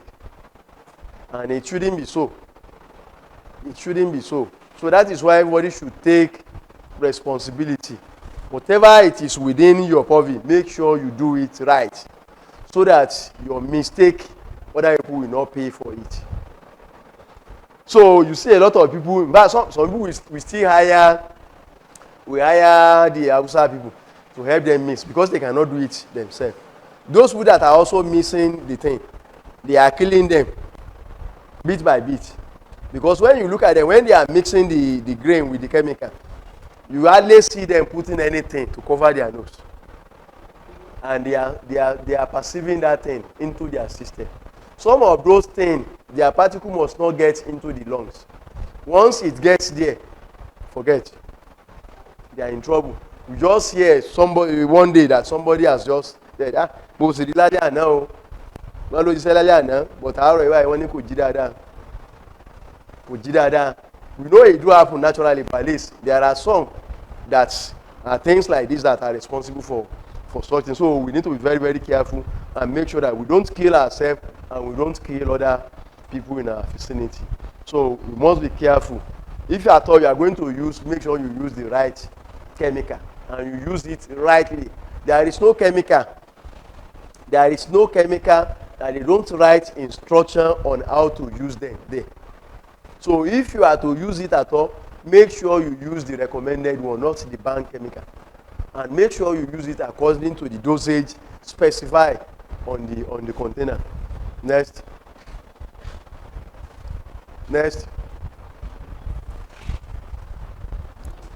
Now, what can you say about insect? Either in Yoruba or in English. Does everybody here? Does everybody understand Yoruba here? Don't worry. It's okay. Bàṣẹjẹ́. Inú bẹ́sẹ̀ gbọ́n bàṣẹjẹ́ yẹn. Yes. What other name can you give to them? Abi, what other definition can you give to them? Insect, Ajẹ́lójú ilé, wọ́n lè jẹ lẹ́yìn ẹ̀ náà. Kò sí tó kàn wọ́n àfẹ́ òun yóò. Sir, destroyer. Yes. In fact, that is their name, but it's not their fault. Oh. You know they are destined to do that. They don't know that they are destroying. All they know is that they are eating. And once they get food to eat, it's nature. They start to produce. Then whatever they produce too, we start to eat, start to produce. And before you know it, they take over the whole consignment from you. So that is why we need to be very careful. So now mention oríṣi àwọn kòkòrò tó wà tó jẹ́ oríṣiríṣi tẹ́ ẹ mọ̀. Say pé there are some that affect agricultural product on the farm. Is it right? Yes, there are some. You know, I think it's still happening now. There's something that they call soldier worm, or what they call it? Army worm, sorry. Army worm. They used to deal with maize seriously. Those ones, they are feed insects. And once they attack the feed, If care is not taken, you can hardly get anything from that feed. You can hardly, because they will battle with it to the extent that kai. And there's another one I used to attack cassava, the grasshoppers. If they attack cassava in large number, in fact they will eat the stem, not the leaf. By the time they finish the leaf, you will see them eating the stem too. They start to eat the green cover of the stem, and we ensure that you don't get anything out of that feed. So there are a lot of them like that are field insects. Now apart from those ones, now we now have the ones that we refer to as store product pests, and those are the ones that actually concern us. Those are the ones that feed on our products after they have been harvested from the field. So how do you think you can control insects during storage?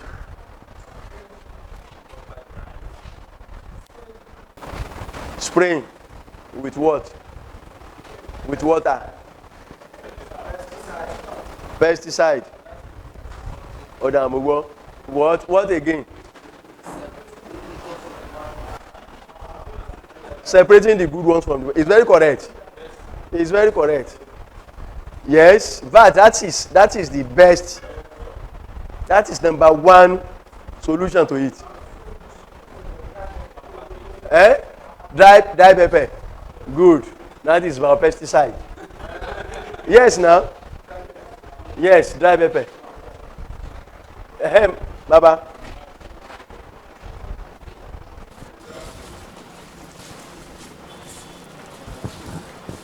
With the dogoyaro's leaf. Dogoyaro's leaf. Yes. Yes. What else again? Close to. We can spray the storage room with. We can spray with. The storage room with insecticide. Okay, you can spray the storage room. Yes. Yes. Here in the front. A lè lo omo with kerosene, detergent pẹ̀lú omi àti kerosene. Láti fi ṣe. Láti lè fi drive wọn away. Báwo lẹ ṣe lò? No, oúnjẹ kọ́. Báwo lẹ ṣe lò? Insect àbí. So for example like ìjàlọ. Tábàbù omi, detergent, kerosene. Tàbí fleet wọn, so wọn nílè ráyè débẹ̀. Bọ̀ sẹ́yìn pé ìjàlọ kò kí ń débi oúnjẹ lẹ́ẹ̀kọ́ bá tiẹ̀ débẹ̀ wá tí wọ́n bá tó ó kàn jẹ́ ní tiẹ̀ tó ti gbé tí ó kàn mọ̀ kò kí ń destroy tí ó jẹ ló wá kò kí ń destroy. A gbé bẹ̀ ó gbé lọ lé tiẹ̀ tí ó lọ jẹ ni kì í ṣe pé yóò kọ́lé síbi nǹkan tá a ṣe. I hope the mic is off. Yes, sir.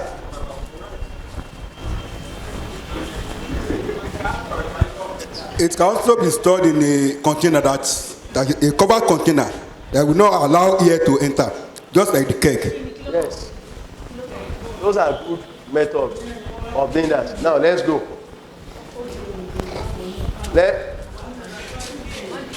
So there are different types. I will not bother you with this. There are different types. If you look at it, the insect that attack maize is different from the one that attacks beans. And it's different from the one that attacks rice. It's also different from the one that attacks wheat. So different insects have specific product that they feed on. But there are some of them, there are some that they call primary insect, secondary insect. Àwọn kan wà tó jẹ́ pé wọ́n fẹ́ jẹun àmọ́ kò ságbára fún wọn láti débi oúnjẹ yẹn. So tó bá ti wá rẹ́ni tó ti jẹ ó ti jàjẹkù àwọn ò lọ síbi àwọn ò lọ jẹ. But tí wọ́n bá ti rí ibi tẹ́ bá ti wá láwọn tí ó lè dá lójú lu pé ẹ máa bọ̀ ẹ wá jẹun ẹ ní ráwọn ńbẹ̀. But tó bá ti ráwọn ẹ táwọn ẹ bá ti jẹkù àwọn ọmọ bá sẹ́lọ̀ tí wọ́n àjẹkù yẹn tẹ́ wọn lọ́rùn because àwọn ò lágbára láti kíni láti dáná. So tí táwọn ẹ bá jẹkù yẹn àwọn ọmọ bá lọ tí wọ́n. So oríṣiríṣi ni wọ́n. So and we have them. Àwọn kan wà tó jẹ́ pé they feed on dry fish. You can't see them anywhere. Àfi lórí ẹja gbígbẹ. So a lot of them like that. Let's move on.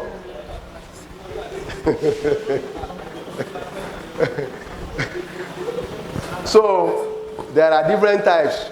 I will not bore you with the name. Let's go. Let's go. Let's go. You can see different pictures. Yes. Let's go. Now, wait. This is one particular insect. They call this one lesser grain borer. And look at it. This is a product. I think this should be wheat. This is wheat in the bottle.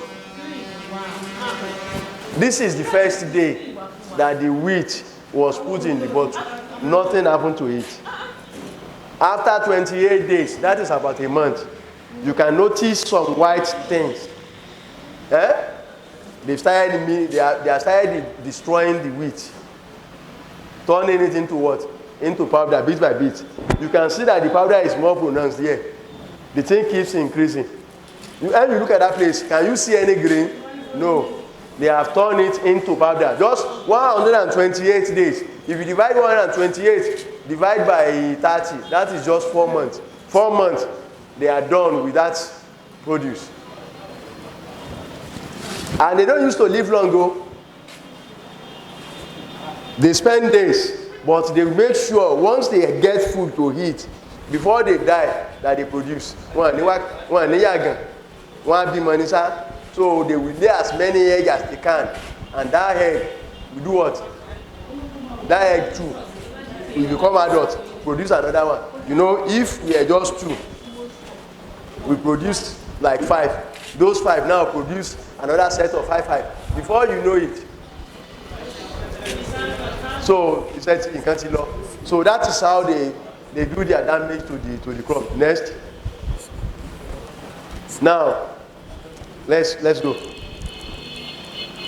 Now you will see there is something. I will not bore you. I just want to call your attention to it. There is something that they call aflatoxin, like I said, and it usually attack grains.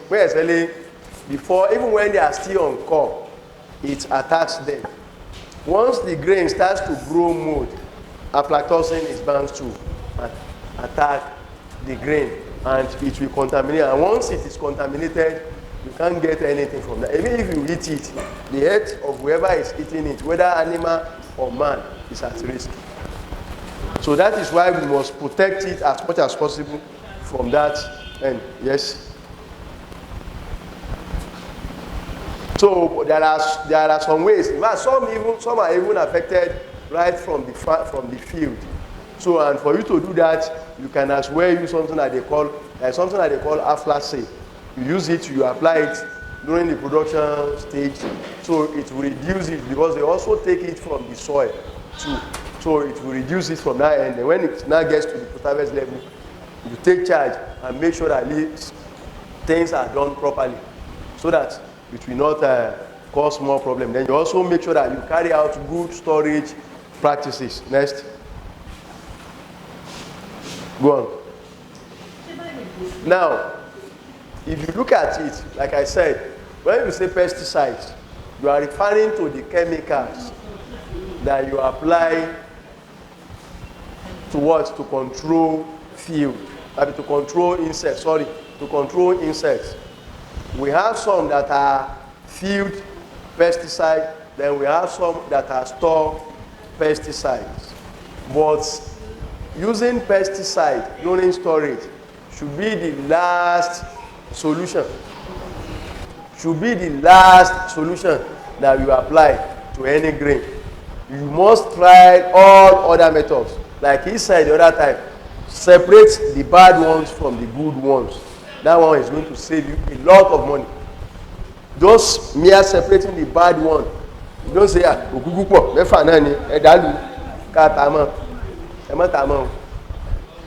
it can cause a lot of damage. Separate them. If you want to eat those ones yourself, eat them. If you want to sell to somebody that will buy them cheap, sell. But don't mix them with the good ones. You are doing more damage to the good ones that are supposed to pay for your investment. Then now when you look at it, some of them are in form of liquid, some are in solid, in granulars, and some of them are in gases. So whichever form they are, you must make sure if you are using them, you use them rightly and correctly and in the right doses and for the right purpose. Next. So like I said earlier, you have herbicide for plant, insecticide, rodenticide, bactericide, fungicide, levels for aphids. Then we have nematicide for nematodes and other categories. Yes. Move on. Next. So these are samples of some of the things that are common, chemicals that are used. We have chlorinated hydrocarbon, they call that one DDT, organophosphate, you have carbamate, you have pyrethroids, you have fumigants. So all these ones, people use them, but not all of them are good. You have to be very careful when you use them. When we get to where we talk more on that, I will. Yes, move. Yes. No, go back, let me see.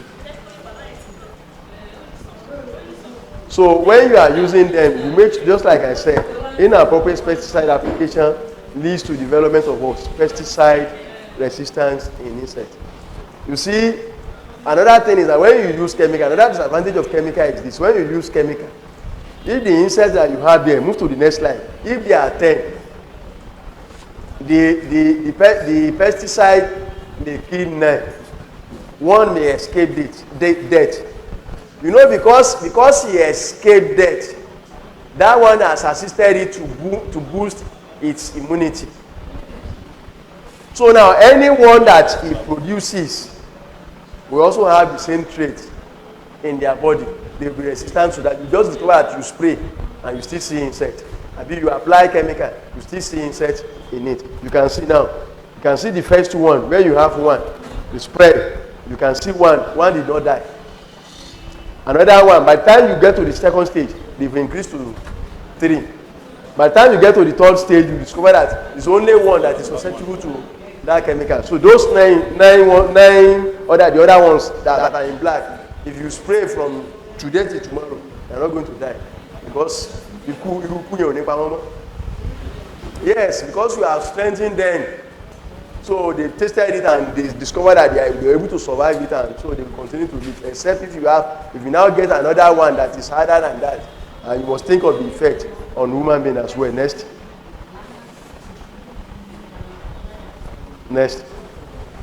Now, we now get to grain storage now.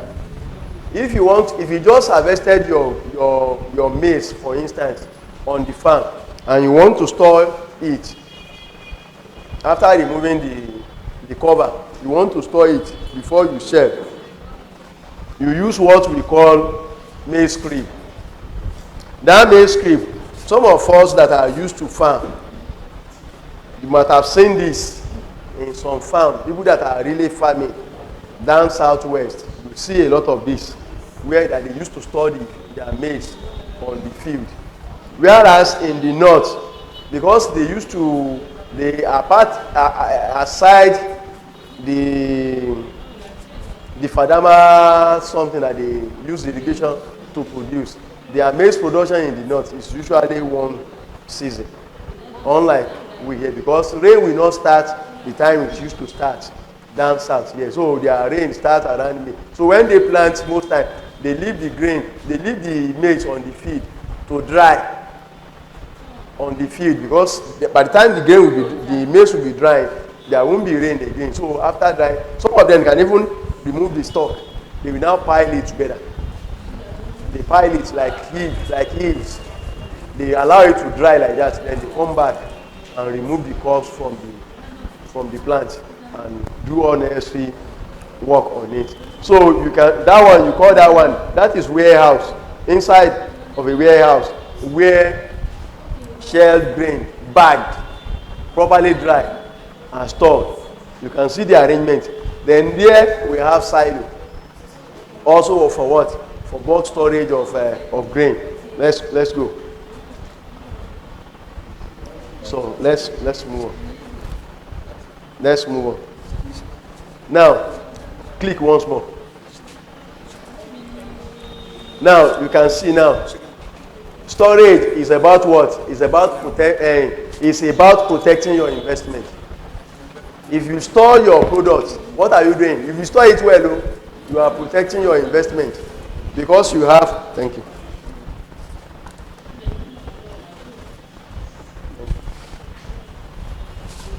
So if you store well, you are doing what? You are protecting your grain. You can see that silo is filled with what? With grain, and supported with what? A lot of naira. So meaning that if you are able to manage it very well in that silo, this is what you end up getting at the end of the day. People will come to look for the waste, and you take what they have from them, keep it in your pocket. So that is why you must protect it very well, because that is your investment. Next, you can see the same thing. You use it to create wealth. When you have it like this, you promote food safety.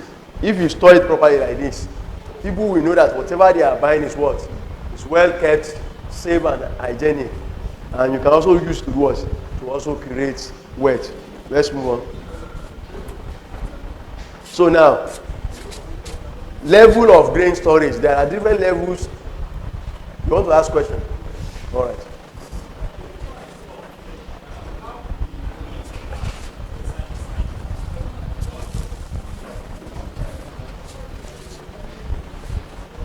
Can you go back to that slide, please? Not this one. The one before this. This one. Yes, sir. Yes. I see the grains are in bags. Bags inside the silo. No. Okay. You see, when there are two different types of commercial storage of grains. You either store in bags and arrange the bags in warehouse, or you store them in bulk. When you say you store them in bulk, meaning that bag is not involved. You just pour them in that bin, just like the way you pour inside this drum. You just pour it like that, and that is all. Let's move to where we are. So now there are different levels. Now grain storage at the farm level. This is the type of grain storage that you do on your farm. You harvest your product and you store it on the farm. I don't know whether that is still possible now or not, with the level of what is insecurity that we have in this country, so that you not go home and somebody will come and remove everything before it is done. Then we also have domestic storage. These are the ones that we do at home. If I say, okay, I have money, this is a cowpea season, I go and buy maybe 2 bags. This one will be able to sustain me throughout this season before the production of another one is out. Then just preserve it at home. And I know that even if the price increases in the market, that one is none of my business again, because I've stored the one I want to what? The one I want to eat. Then we now have commercial and strategic grain levels. The commercial now, this is basically for making money.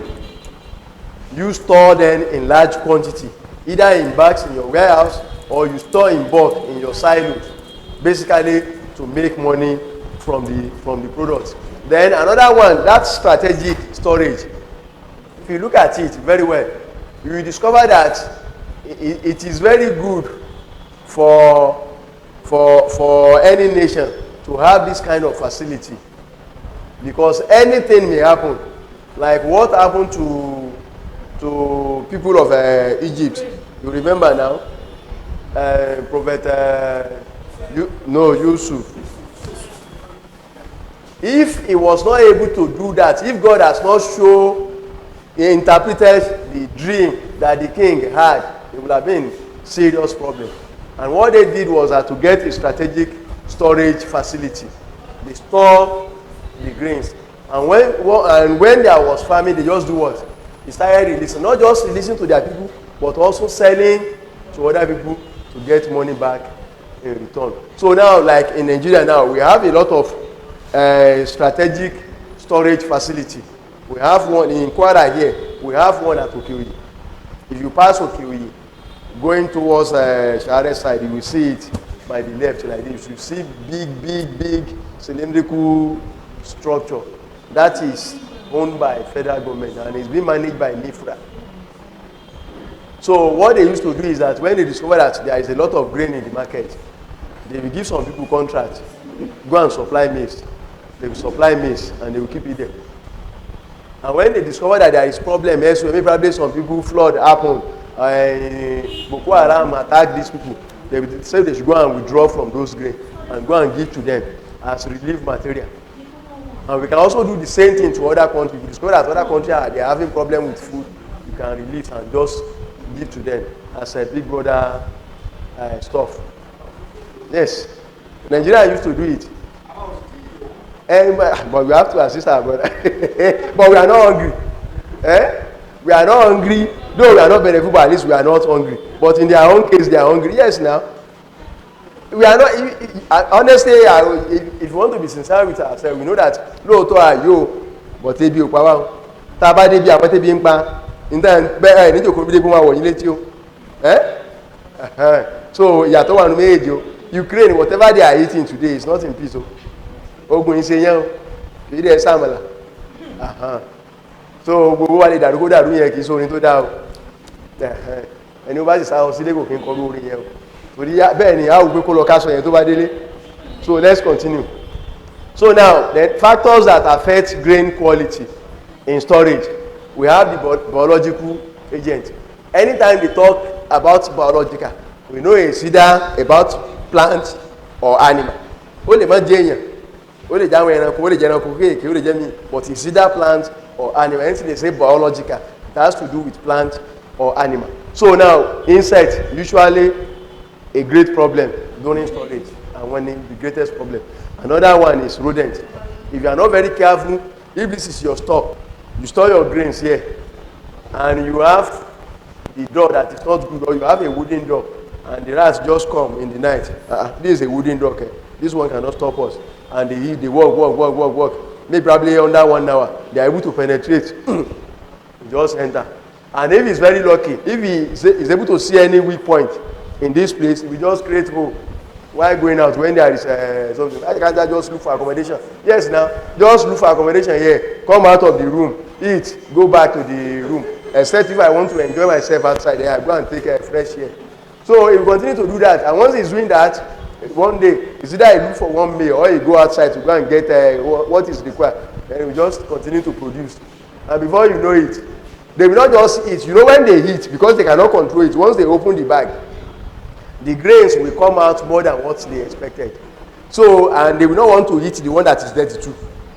So, yes, now, because once they pass their feces on that one, they will also perceive the odor. They can't eat it. So, they will be looking for, very soon, you see, they will enter the bags to bring out the thing themselves. Before you know it, they turn it into another thing.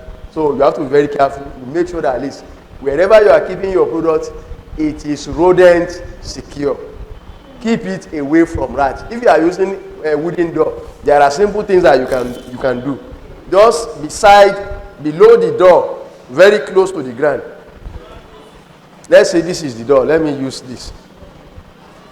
So let's say this is the door. Now, this place down. What you need to do is just this roofing sheet, galvanized, this corrugated roofing sheet, or any metal. Just use it to cover the whole of this place in the front. Cover it well and use nail. They cannot eat that one.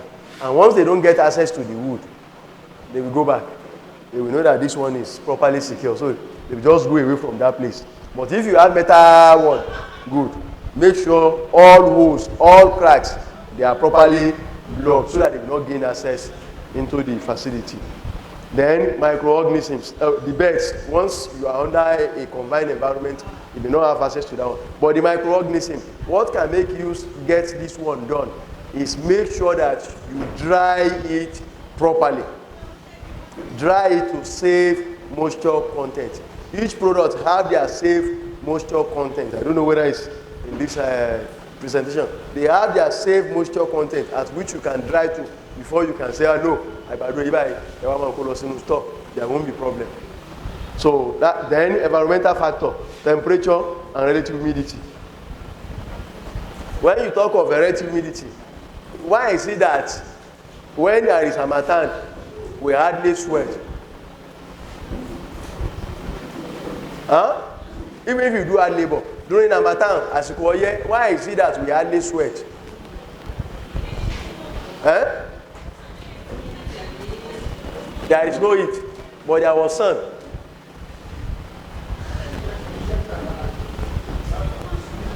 We have low humidity. Fine, it's correct. Because we have low humidity, at times we discover that the sun is not that much, but you discover that the heat is so much. The reason is that the humidity is high.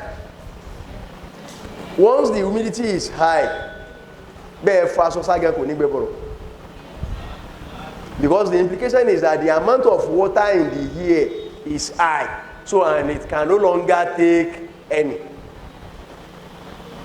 But during harmattan, the reverse is the case. The amount of water in the air is low. It's ready to take water from anywhere, even from you.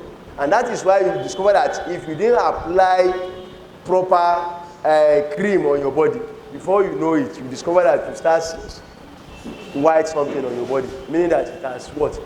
It's dehydrating your skin.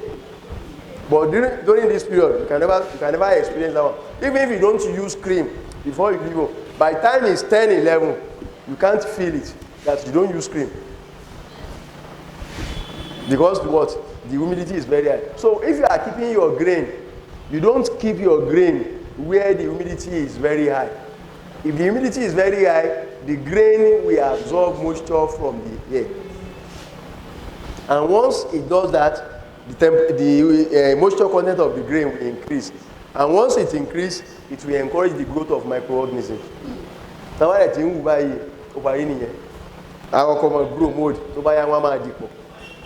Before you know it, a whole bag, you can lose it. Even that silo, as big as it is, you can lose the whole grain that is stored in it if care is not taken. So that is why it must be done properly. Then what's it called? Physical agent. That is sanitation and storage facility. Wherever you are storing your grain, you must make sure that you keep them clean. And you see, I see something that just happened now, and it's a good thing. And that is the only way. As little as that thing is, that is the only way that we can start if we actually want this country to progress. I will tell you, I saw somebody, he opened his car, and he was collecting all the tom-tom cover and pure water and go and drop it. That is, if you want to get it right in this country, that is where we have to start. How will somebody in his right senses, you are in a vehicle, moving vehicle, and you eat something, you finish and you throw it outside? Who is keeping that place? You? If I drop, you drop, will you be able to pass that road tomorrow? No. It may be as small as that, but if he cannot do that one, and you are expecting Buhari to do his responsibility, you are not fair to yourself, and you are not fair to God. Because that one is under your control. You don't need money to do that. You don't need anything. Do your right.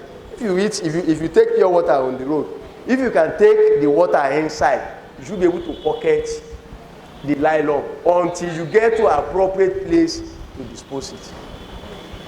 Yes, it's as small as that. And the problem we are having is that because we don't have system, and the airlines, they are taking advantage of that, and that is why they are cheating us.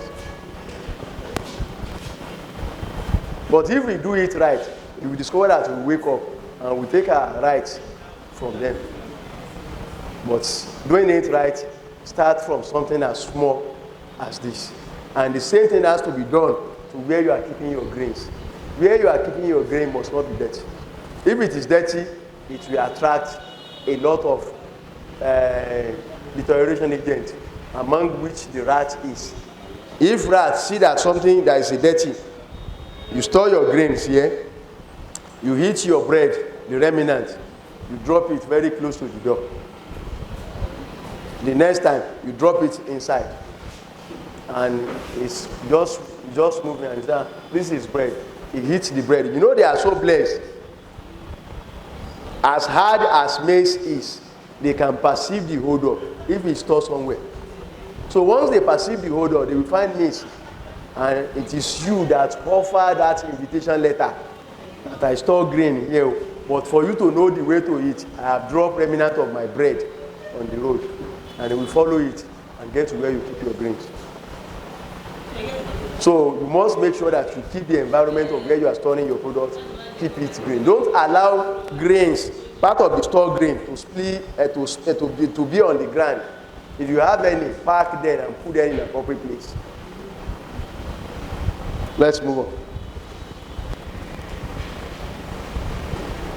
So these are some of the things that we hate, the rate at which the insect multiplies. And once they multiplies, you are giving them more power to destroy your grain. Availability of right type and quality of food. If you have a maize weevil in maize, you have done the right thing. Maize weevil, that is what he knows how to eat, and you are putting in the right place. You just continue to eat. But if he has his way to where cowpea is, he won't be able to perform, because that is not the type of food that he eats. So that is why you have to be very careful that you don't make it available for them. Then the temperature. If the temperature is within this range, there is bound to be attack of insects. Hardly will it happen in the temperate region. The winter period that they used to have temperature as low as minus, you won't see insect attack on their grain, because the temperature is not favorable for their what? For their life. So it's either they go and hide somewhere or they lose their life completely. So the same thing with relative humidity. If the relative humidity is as high as this, then they are bound to what? To be active, and they start to reproduce at a faster rate. So these are examples of grain legumes. We have cereals. I've said that. Let's move on. They also have oil seeds. Then the way the country is, if you look at it, the north is more drier than south. While the south side, they are still experiencing rain. You discover that far north, maybe it has been in the last 6 or 7 months that they had rain last. So let's move. So we must notice this. And so then this one is just an indication. There is something that they call IPM, Integrated Pest Management, combining different methods of insect control without using chemical to solve your problem. So you can see now that when you are doing that, you know, if you have insects that is as small as this, and you have all this form of see now, you see it's a wise pesticide use. If you use pesticide wisely, they use hammer to do what? To represent it. You know, if you have that small insect now and you use your pesticide the way you're supposed to use it, you use hammer to represent it, you just eat it and it will just die. But if you didn't use it wisely, you won't be able to kill it with hammer. But if you use let's say store clean grain, if your grain is very clean, it's like you are using, you have something like to kill the insect. You know you do what? With that thing, you just do what? You just kill it. Then now, there is another one now, hermetic storage. That's what somebody said the other time, that if you keep it in a container and you don't allow air to come in or go out, it's as good as you are using AK-47 to kill that insect. You know you can't escape it if you are a good shooter. Then now, look at it. If you are using sanitation, that is keeping the surrounding of what you store clean, is as good as you are using ammo tank. If you use ammo attack to attack that thing, will it survive? No. So now, if you now compare using pesticide, using hammer, and this one, which one do you think is better? And pesticide will cost you money, but sanitation, may not cost more than just labor. You can do some yourself depending on the level at which you are operating, and you get it done. So that is why things has to be what? Things has to be done rightly. Then there's another one that we call diatomaceous art. That one too, it's environmental friendly. We also have one product in our institute that that you can apply to your grains that will kill the insect without causing any harm to whoever is going to consume the product as well. So let's move on. There is something that they call dyes. You apply these techniques. The dyes means you dry your grain before you bag it properly. The I stand for inspect warehouse before storing grain.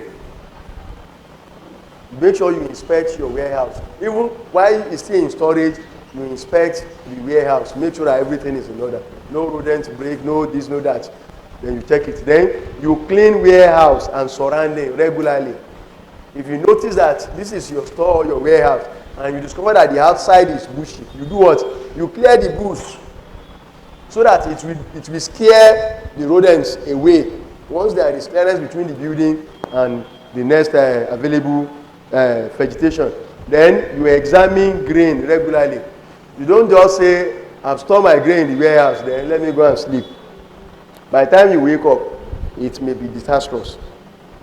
If you store it occasionally, maybe a month, you open the store or the warehouse, you go there, you have what they call sampling probe. Take it into the bag, bring out the grains. As it changes, as the moisture content increase, few bags like that, you stay intact. Then you do what? You lock it back. Then you go. Next time you come. By the time you are doing that, if anything is going to happen to the grain, before it gets to the worst case, you will have looked for another means to do what? To rescue the situation. So, and that is the best way to do it. So these are examples of what you can use to store your grains. This is metal crib, that is wooden crib, and that is where small store, a replica of a warehouse. Yes? Next. Yes, I talked about the diatomaceous art. This is one. This one is from hot. That thing that they call the diatomaceous art, you can mine it from the ground. Usually in a place where maybe probably for some times river used to flow there, but the river has changed its course. Those animals that live there with their activities and everything try to sediment and mine it like the way they mine cement and other things. When you now mine it, you add other things to it and you process it. You can use it to treat your grains, and it will keep it safe without causing any harm to the person that will eat the grain. It's not like the chemical stuff. So let's move. So this is the application. You have certain quantity to certain quantity of grains. You put it in, if you are doing it manually, you put it in the bucket and you mix it very well. You can see the mixing. Then after that, you bag and you just keep for in your store. Next, that is manual. Well, the picture is not here, but we also develop mechanical applicator for that dust. Should in case you are working on a large quantity, how many tons will you mix manually? So you have applicator for that. You just put the grain and you put the dust in the compartment designed for it, and if you continue to just meter that same quantity into the product and mix it, then you just discharge it and bag it and store it in your warehouse. There is another one that we call pig's bag. Pig's bag, zero flies, and the rest. All of them belongs to the same family. You see, this pig's bag is a form of hermetic storage. This one was developed by a university in the United States. They call it Purdue State University. And they call it Purdue Improved Crop Storage Bag. This one doesn't involve the use of any chemical at all. Here, there are three sets of bags. Inside, you have polythene. Another one, you have another polythene. Then the third one, you have polypropylene. We call it sack, polypropylene. Now, the three of them work together. This one can take as much as 100 kg of grains. You pour your grain inside the innermost one. You pour it here. Once you are done, you make sure you pull it up very well and make sure that the grain sits very well in the bag. You now take the inner one and you look for rope. You fold it like this. You make sure you tie it close to where the grain is. Very well. Serious time. This time around, not feminine time or not. You tie it properly, as if you are not going to lose it. You tie it, put that one, the mini one. Then you take the second one. You do the same thing. You tie it, put the egg. Then you now take the outer one. You tie it too. Very well. Then you keep your bag on pallets. If you store it for 1 year, nothing will happen to the grain. Be it beans, maize, or any other one. Nothing will happen to it. They will die. Even if the grain has insect already, they will die. Because they can't survive. Because there is no way oxygen can get into that place. And without oxygen, no animal can survive. There is no chemical there, no chemical at all. That is just it. But there is something that you must not do to the bag. Once the bag have small hole, as small as the head of a needle, is off. And when you package it like this, you don't put it on the floor. You put it, you know what they call pallet. Arrange your pallets properly, put it on the pallet. Then you can arrange them on top one another, depending on the height. You can go. Nothing will happen to it. Once you don't pour water, where nothing punctures the bag, 1 year, nothing. Yes. You said? You can't. I said, hole as small as head of needle must not be on it. It must not be punctured. Not to talk of rodent. Once the thing opens, small hole like this, forget it's not working. It's as good as you keep it in ordinary bag. It must not get any hole at all. So rodent is out of it completely. You must keep rodent, and the way you can do it is what I told you the other time. Your door, if your door is not a metal door, just look for small pieces of metal. Put it below, nail it. They don't burn them well, they don't go in. So another one in that category, they call this one zero flight. This one too is for storage. This one has one polythene and one polypropylene. But this polypropylene is not ordinary one like that one. So what you do, you pour your grain the same way. You can see how they are tying the thing there. You pour it and you tie it properly. Then you tie the outer one. The same way you handle this, you handle it. Anytime you want to heat your grain, you can go there, open, take some quantity out, retie until you finish the product. So a lot of people use it to even store their grains at home. Some people they buy beans once in a year. Around December, January, they buy the beans that will last them for the whole year. And once they have that one, once they just need, they just go there. Maybe they take like two paint rubber of beans. They tie the remaining one. They put that one in another container. Let's go. Let me see. Maybe we'll see slide of another container. You can see this one. Now, before I get to this, there are other containers that you can also use that can also do the same thing, something similar to this. If you have your either your jerrycan or your gallon, the one that has no hole at all. If you have, maybe you are a bachelor, you pour your beans into that one. But the condition for this one is that you must fill that beans to the place where you put the cover. You must fill it. It must not be half filled. it must be filled up. Then you now close it properly. If it involves using, for those that has an internal cover, put the internal cover. You may even put nylon before you put the internal cover. Then you now put the external cover. Nothing will happen to it. But the only thing is that one, if you take from it, you have to look for a small container that will allow you to fill it to the top. Otherwise, it won't work. Because once you take out of it and there is vacuum, whether you like it or not, there is air. In that air, there is oxygen. So that oxygen is enough for them to do some damage before they will exhaust it. So another one that you can see, we call this one this pre-hermetic drum.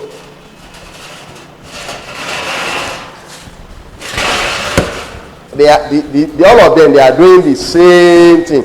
Storage of grains without using chemical. Storage of grains without using chemical.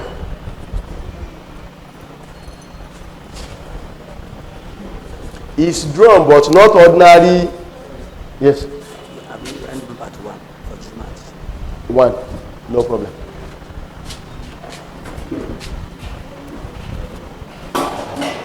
So, you can see the inside is coated with food grade material to ensure that it doesn't rust and it doesn't contaminate the food, the grain that you are keeping inside. So when you have this, you pour your grain, you make sure you fill it to the brim like this.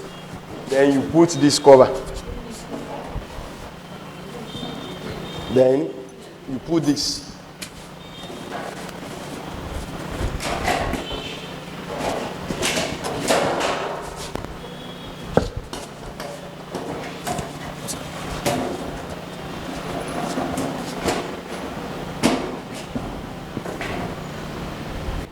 Okay.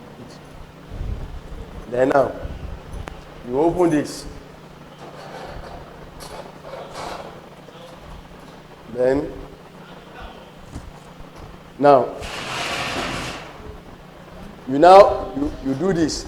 You look for spanner because ordinary hand cannot tight it to give you what you want. Once the thing can no longer go like this now, you look for spanner that can roll this knot. You continue to tie.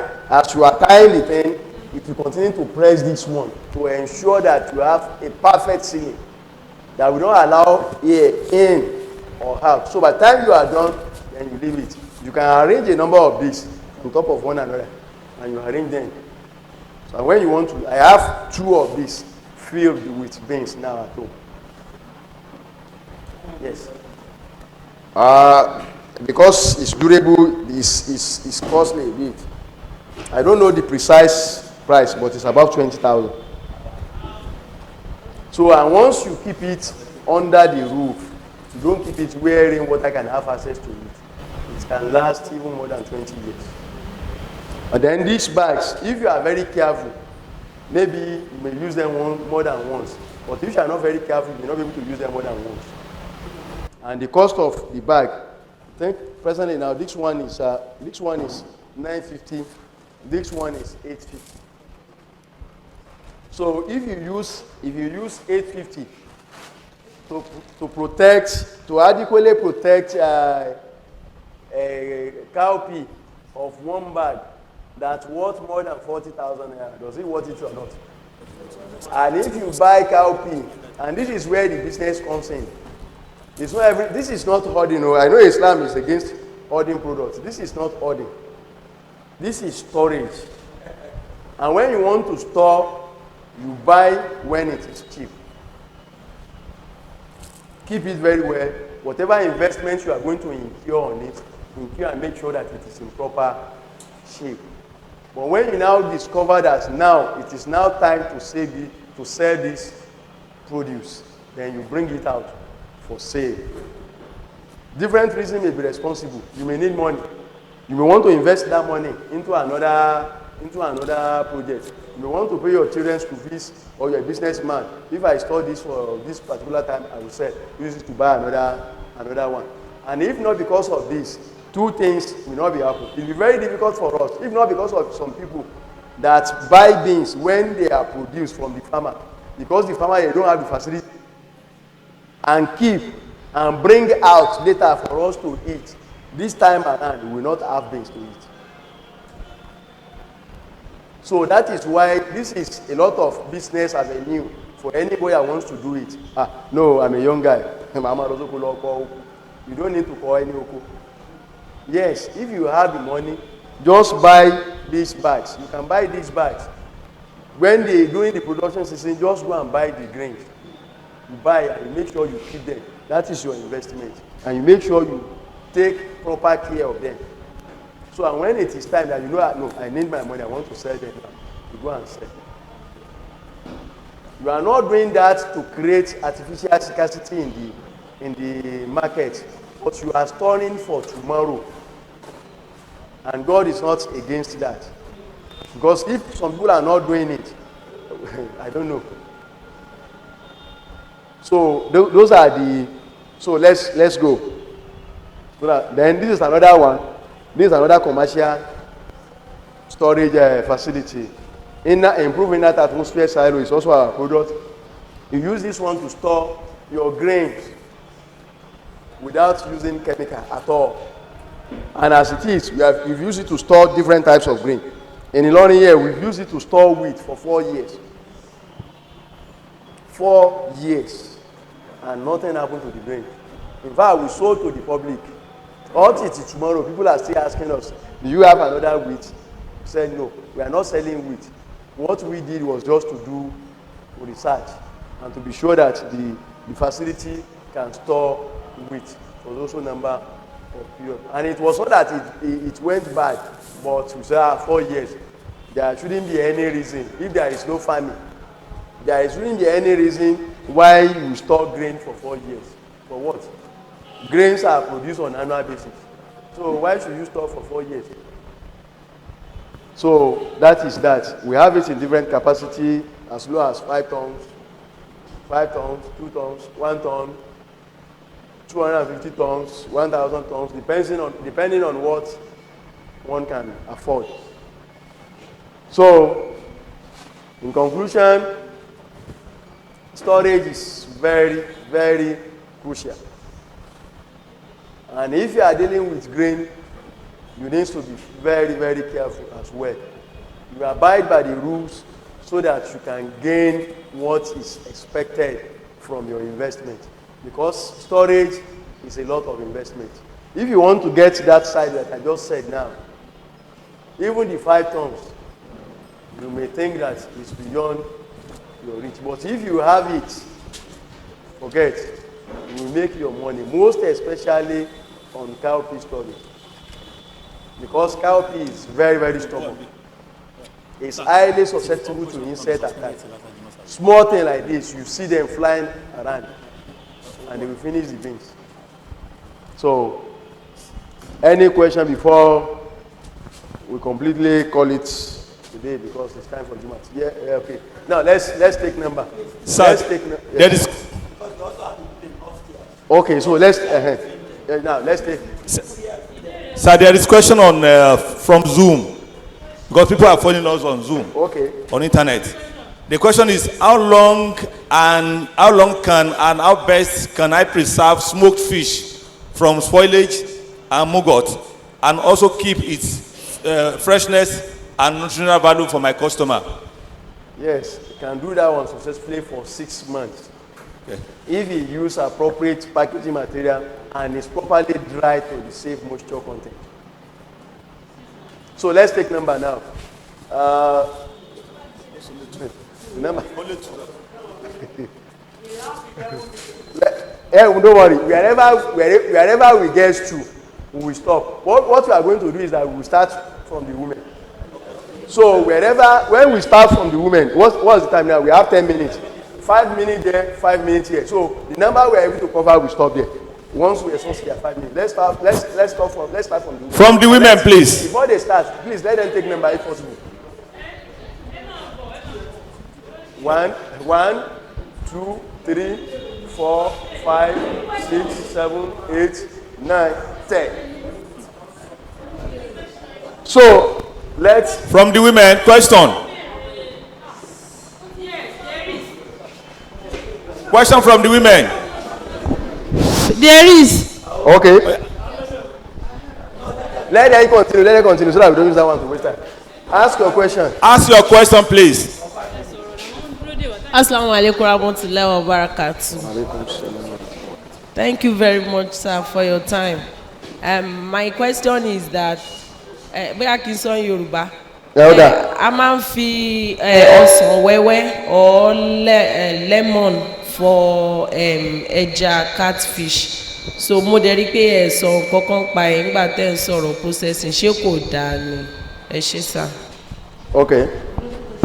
Maybe I should respond so that now you know, like I said, let me mix the two so that because of good I also understand Yoruba.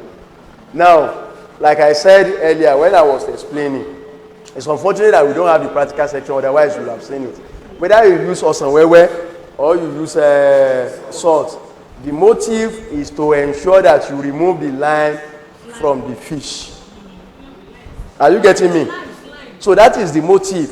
So now if your osan wewe, lime or lemon is able to do it very well, the way the salt will do it, fine and good, and it's not contaminating your product, no problem about that one.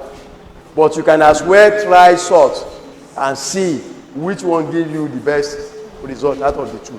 But it's not bad. Thank you. Next one. Next from the female.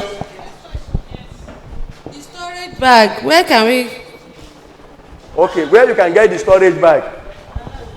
Hello? Yes, sir. Yes, where you can get the storage bag? You can get the storage bag in our office. And our office is located along Saddam Road. Immediately you pass, you know Coca-Cola Road. Immediately you pass that road, you will see a bridge over Asa River. Immediately after that bridge, just keep looking at your right. You will see a tar road that goes into a fenced premises. That is our office. You will see the signboard, NSPRI. Just enter.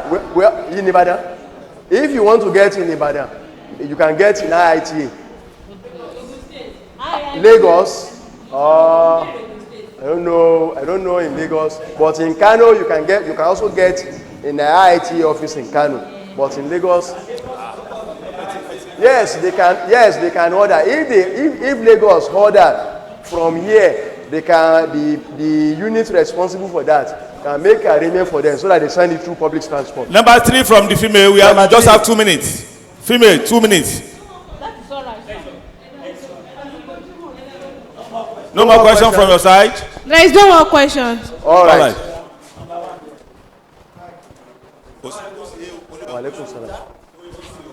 No. Continue. The bag. Yes. Can we use to store Gary? And what is the difference between this bag and the sugar bag that has nylon inside? Can we use this bag to store Gary? And the difference between this bag and the sugar bag, can we provide them? Yeah, you can use this one to store Gary, but the difference between this and sugar bag is that sugar bag, you know, the people that produce the sugar, they have their targets. Their target is that they want to keep the product away from water. That is their target. That is why they put polythene inside, so that if peradventure, if water incidentally splashes on the bag, it will not affect the product. That is the essence. So the type of material that they have inside is different from this one.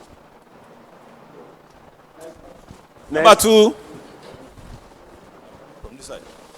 Number 2, you should know your number now. Sir, I want to ask, is it possible for us to invite you from Osun State to come and give us a kind of seminar like this? Why not? That is what we do. Number 3. It's over there. Oh, yeah, come out. Assalamu alaikum warahmatullah. I want to ask, earlier before, you asked the question, how many hours can a fish stay before it spoil? Yes. Majority of us have 5 hours, but you do not ascertain if that 5 hours is correct or wrong. So okay. I'm not asking now, how many hours? The exact hour. If you look at it from the presentation, that the best thing is that I will not even advise you to keep it without, once it's not alive, it's not in water, that we should not just keep it like that. Instead of keeping it, keep it in this kind of box. if the condition warrants, it depends on species of the fish. It depends, but it shouldn't be more than 2 hours. If it's more than that, more especially this period that we have a lot of heat, it's going to destroy the fish faster. Number 4. Number 4. We have two. Number 5. Number 5. Number 5. Number 6. Number 5 is there. Okay, number 5. Assalamu alaikum.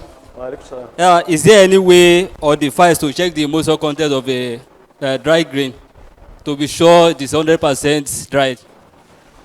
Okay. Yes, there are ways. If you have the means, you can take them to laboratory for them to analyze for you. But if you don't have the means, there are different local means by which you can do that. And one of them is if you take a dry grain, you hold some quantity like this, and you open your hands. If they immediately fall apart, it's a sign that it's dry enough. But if they stick together before they fall, they are not properly dry. Then another one is that you can take individual grains, try to break with your teeth. If you find it very difficult to break, you yourself will know that and another one is that you can as well put some quantity in a can with cover and I think you put some salt, then you shake it like this. If the sand is very high, it's a sign that yes, it's properly dry. Those are the local methods that you can use to detect it as a farmer. Okay, either and then if you can afford moisture meter, there are instant moisture meters that you just dip the probe into the product, even into the bag. You leave it for like 5 minutes and it will bring out the reading. So if you can't go to lab, if you can afford that one, you can use them. Instant moisture meters. Yes, next. Number 6. 7. Number 7.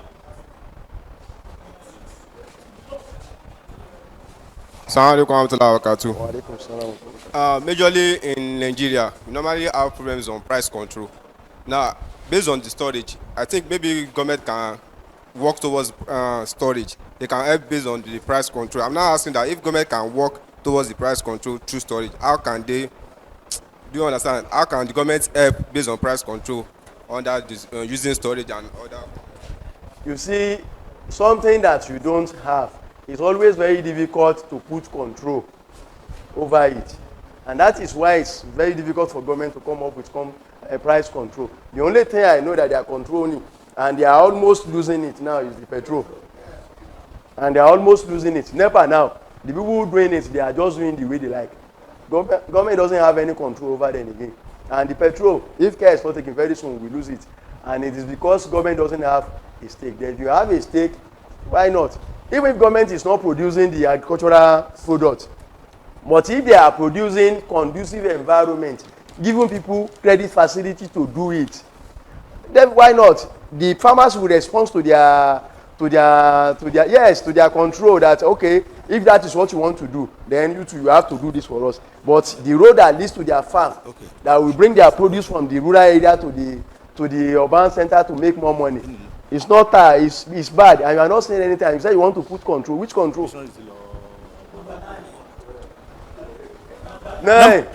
Number 8. 7. Oh yeah now. Assalamu alaikum warahmatullahi wabarakatuh. I want to talk about the dryer. Okay, so the dryer. The dryer. Do we have the same machine with the one that we have not removed from the shed? Maybe or the one we have removed the shed, the seed? No, just... The same dryer, how much does it cost? To do what? The one that we have not removed from the shed, and the one is it the same dryer? And if the same dryer, how much? Remove the base from the core. Yes. That one is not dryer. That one is called sheller. Maize sheller. It's not. That one is not a dryer. Ìta yín àgbàdo ṣé Yorùbá ni. Tí wọ́n ti ṣe nǹkan tí mo sọ ni pé ìgbà tó wà ní ṣùkú yẹn ṣé dryer wà fún. Yes, kò dryer wà fún yes. Ara àwọn tí mo show yẹn lè dry solar dryer yẹn ẹ kàn máa load wọn. Okay, how much does it cost? It's a function of the capacity. So tẹ́ bá fẹ́ ṣe yẹn later màá fún yín ní contact bí tẹ́ tell a relate pẹ̀lú tí wọ́n á fún yín ní price. Yes. Oh yeah. I will. I may still come back in the after. You are number 9, abi? 8, oya. Sir, if we are using this drum as storage, must the grain get to the head or any position? It's not any position, no. It must get to the top. Yes, it must get to the top. The only condition that can make you feel it halfway, or okay, there's another thing I didn't mention, but basically because I concentrated my presentation on grain, that is why I didn't say that. It's not only grain that you can use the drum to store. You can use it to store dry cassava, elubo, isu, dry pepper, even dry fish. Yes, and you can have a lot of them together in this. But what you are going to do is that individual products, you first of all put them in a polythene, in a nylon. You now pack them in different nylons, then you now pack each of them, arrange them in the drum, then you cover it. Even if it is not filled to the top, it will still work. But if you are putting grain alone, you must keep it filled to the top. Can we also get your phone number, please? You will. You are number 9? So when are we coming back? Okay. Yeah, this should be the no. I think. Assalamu alaikum. In the picture you showed us. Yes. When you said that they put this wheat in a container, and you said that inside ate all of them. The question is that if you put the when you say the example you showed us, the diagram you showed us. Abi? Okay. Why is the inside was able to eat the grain inside the bottle? Is the bottle not well locked, or is there any ear whatever space? Is what? Is there any space, or there's ear in the bottle? Yes, I will tell you what happened. Can somebody move to where the slide is? You know, if you look at it, those bottles they were in the lab. Yes. They were bottles that we use in the lab to do experiments. So, and what they used to do is that the covers they are, the top, they usually create top. They usually create vent, like window, on top of it, but they will cover it with net, so that for air to come in. So they want to replicate what will happen if you have it stored in bags. So if you store it in bags, over this period, without doing anything there, this is what you are likely to get as a result. Even if it is a whole bag, they don't mind. They don't send anybody. They will turn it into powder. Yes, that is what they are meant to do. So then we have a question here. That's from Zoom, yes. Can you explain any way of improvising on locally available packages for those who can't afford the ones mentioned? Yes, I've mentioned it. If you have the other ways that you can use, most especially for grain storage, if you have either this type of drum, that is ordinary one, or the what's it called? The plastic drum. You know there are some plastic drum that has this kind of clip. So if you fill it to the brim like that, and you tie this thing properly, tie it securely, it will work. Or you get your jerry can, those 25 liters jerry can or 50. If you pour your grains there and you fill it to the brim, put the inner cover, put nylon before you put the inner cover, the outer one. Nothing will happen to it. Once it is properly dry, it will work. Then again, yes.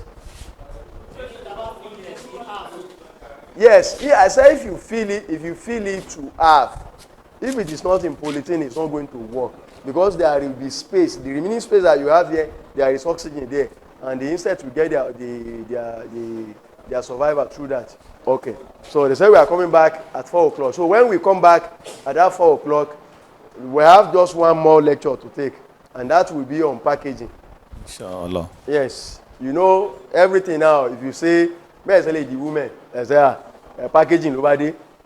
So for you to know how important packaging is, no matter how good you are, if you don't package yourself very well, you may have no value for yourself. So thank you.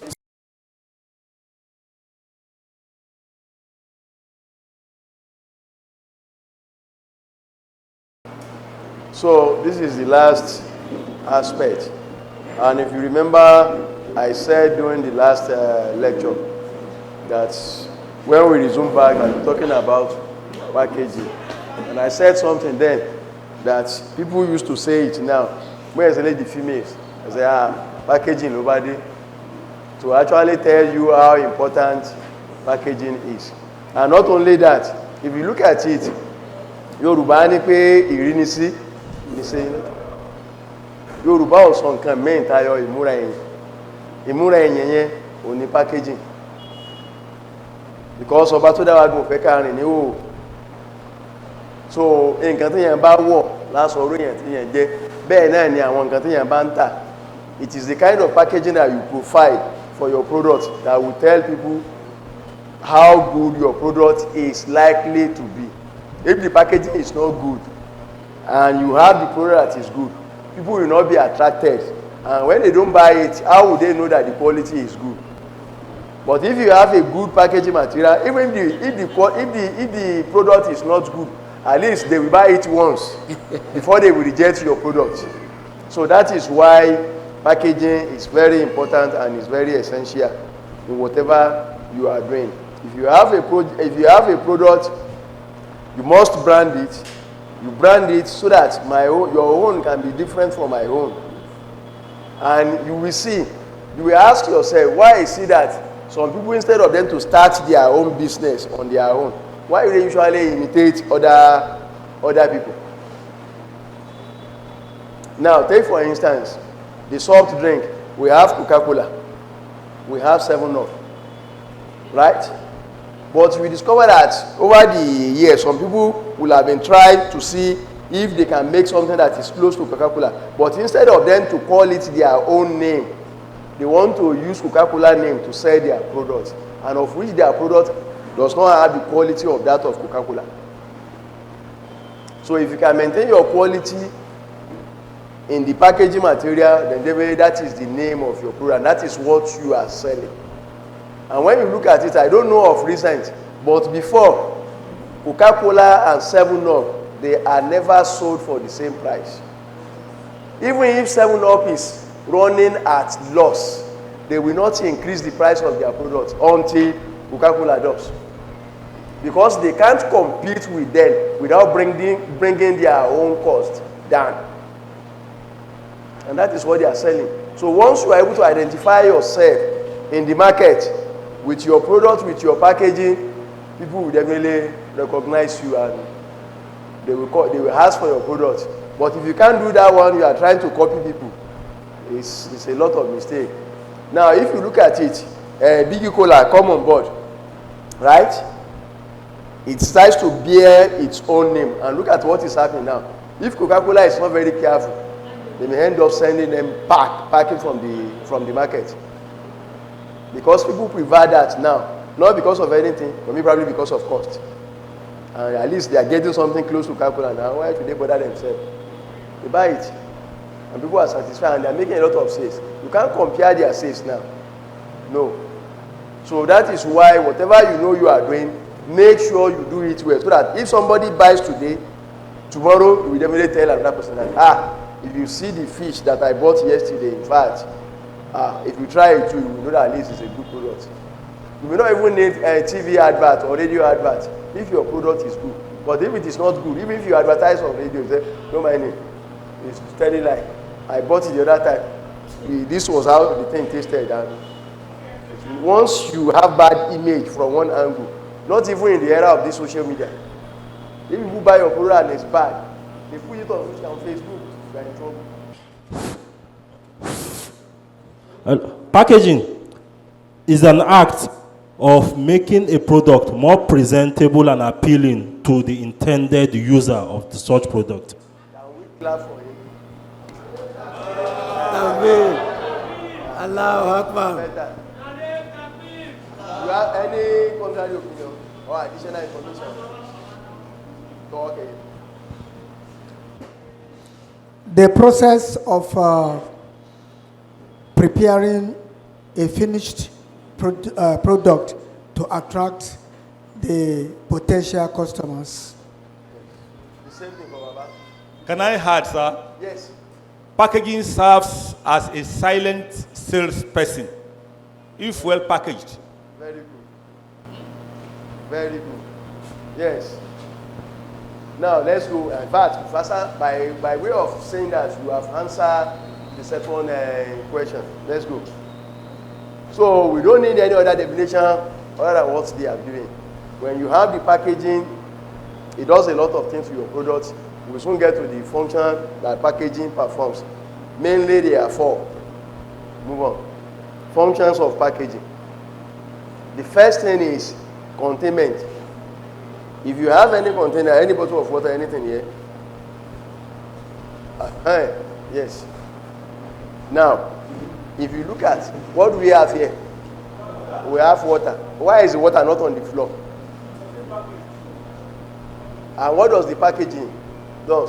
It contains, it creates what? An enclosure that restricts the movement of the water from where you don't want it, from where you want it.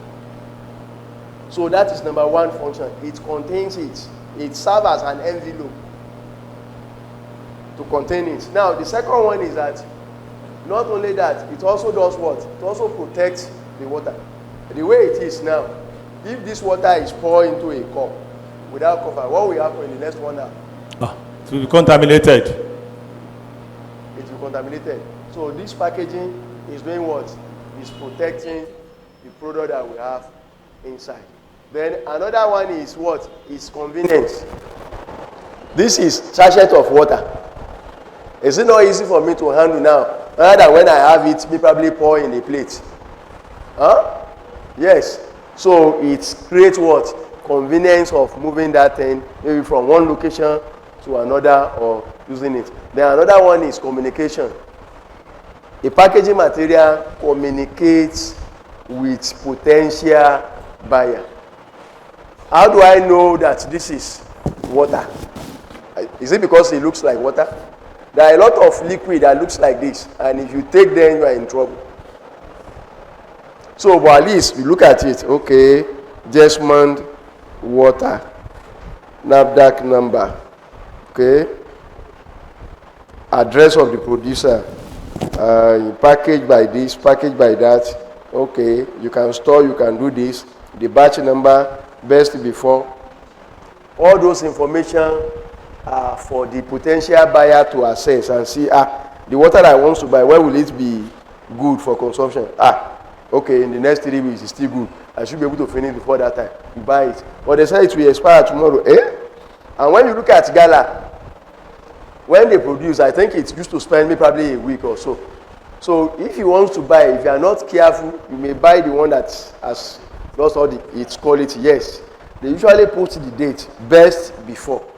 So if you take it after that date, if anything happens to you, they will not be responsible, because they have communicated to you that this product you are taking is only good before so date. So if you are unable to sell it before that date, it's your headache.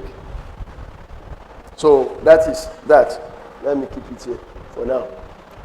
Now, when you now say components of packaging, when you have a packaging material and the product, you have components. The first component is what? Is the food. That is what it contains. The second one is the what? Is the packaging material itself. Then the third one is the internal environment. You know, supposing this is not water, if it is something like, okay, let's say fried granite now, that they package in bottle, or or let's say semo, that they package in polythene, that branded one. You discover that inside it, apart from the product is packaged in an environment, and that environment is different from what you are experiencing outside. So it has its own internal environment. Then the fourth one is the external environment, where the entire thing, both the packaging material, the product, and the internal environment, where they are kept.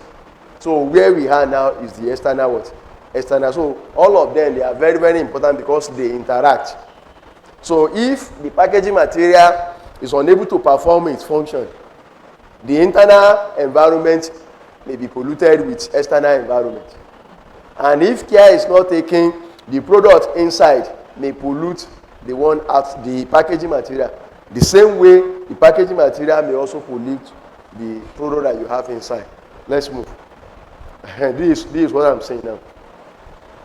If you buy akara and they sell it for you and they put it inside paper, maybe newspaper, used newspaper or that brown paper, and they give it to you.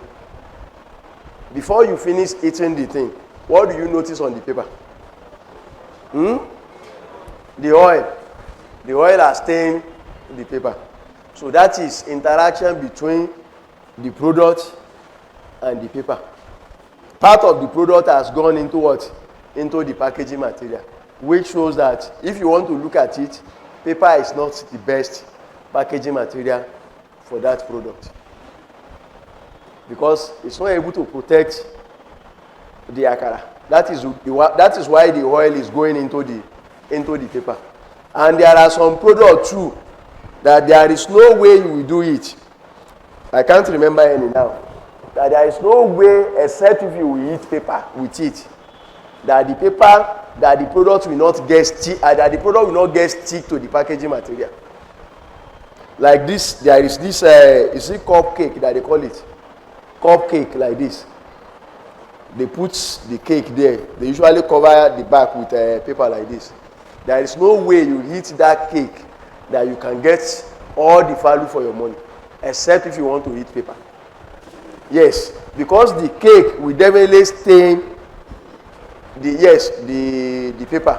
So if you don't want to eat paper, it's better we just let that one go. If it is 95% that you are able to eat, that one too is good, is enough.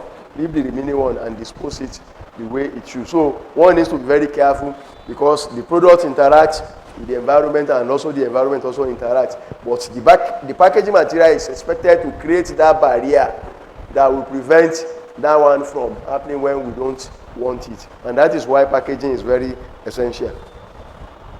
So, and when you have deterioration, it may be due to chemical reaction, it may be due to enzymatic, it may be due to the fault from the packaging material. It probably is leaking somewhere. That is why you have that issue. Yes. Then now, classification of packaging material. There are 4 different classifications of packaging material. The first one is what we call the primary packaging material. Now, the primary packaging material touches the product is containing. Like this one now, this sachet, this nylon is the primary packaging material for this water. When you now see the bag, they will pack 20 of this in another bag. That one is secondary. So if you now have a number of that one packed in another container, that one is referred to as tertiary package. Then if those ones now are now packed, probably in one, maybe in a big carton, then you now arrange them on pallets, maybe probably in a container to be shipped into another place or to another country. Such arrangement, you call that one quaternary packaging material. So, and all of them are very important, but this one too is very, very important, because this is the one that's having direct interaction with the product. All other ones are just providing additional protection to this, to ease the movement and the distribution of the product. Let's move. Now, group of packaging material. There are different groups of packaging material. There are some that they are for just for shipping, that is for moving them from one location to another in large quantity, and that is where you have containers that they use to import and export products. You have sacks, you have cardboard, you have cartons, you have crates, and you have drums. While for the retailing, you have can, like your can products, the can malt, the can coke, can this, can that. All those ones they belongs to, they are all packaging material. Then we also have glass or plastic bottle. You have a bottle coke, bottle this, bottle that. It may be plastic and it may be glass. Then you also have jar. where they put what's it called? This bama and the rest that they used to eat. This yes, that is the kind of thing that you refer to as a jar. It may be plastic. It may also be bottle. It may also be glass. Then we have types of packaging material. We have traditional. These include leaves. These are some of the things that our forefathers used to package their things then, before they either they sell or they keep. Some of them use leaf. Some of them use vegetable fibers. They use textile. Some of them use leather, and they also use earthen wear. Some of them use pot and the likes. Then now for industrial, you have metal can, paper, cardboard, glass or plastic bottle. You have carton, flexible plastic film, cellulose, polythene, whether the low density polythene or the high density polythene. Then you have coated films, then laminated films. Yes.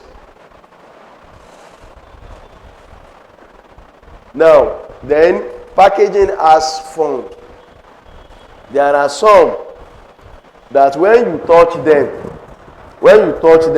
they are packaged, you touch them like this, they will respond to your touch, and they will not come back.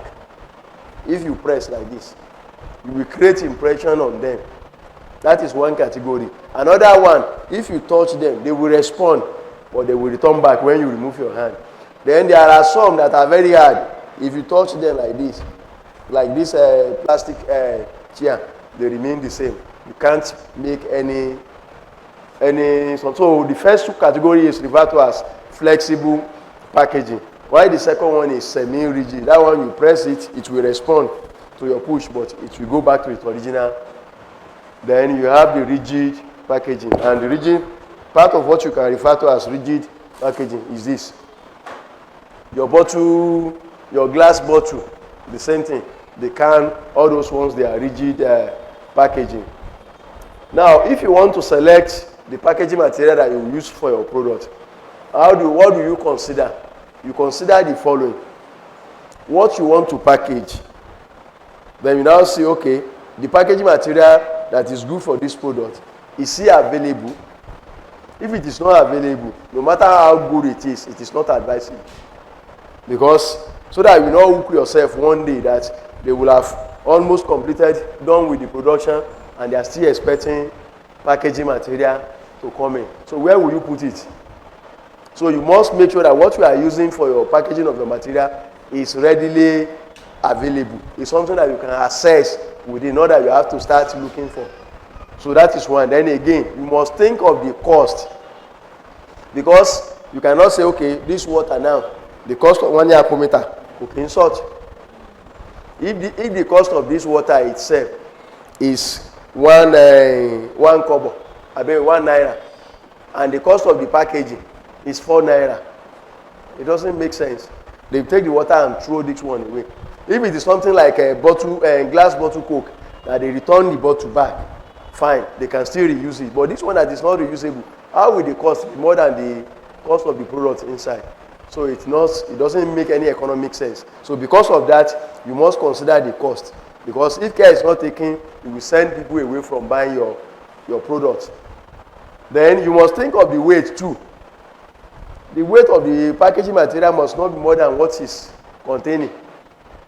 That you are, after consuming now, you have to look for a trailer that will help you move the packaging material away to go and dispose.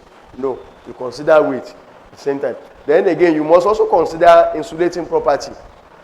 How does the material respond to heat?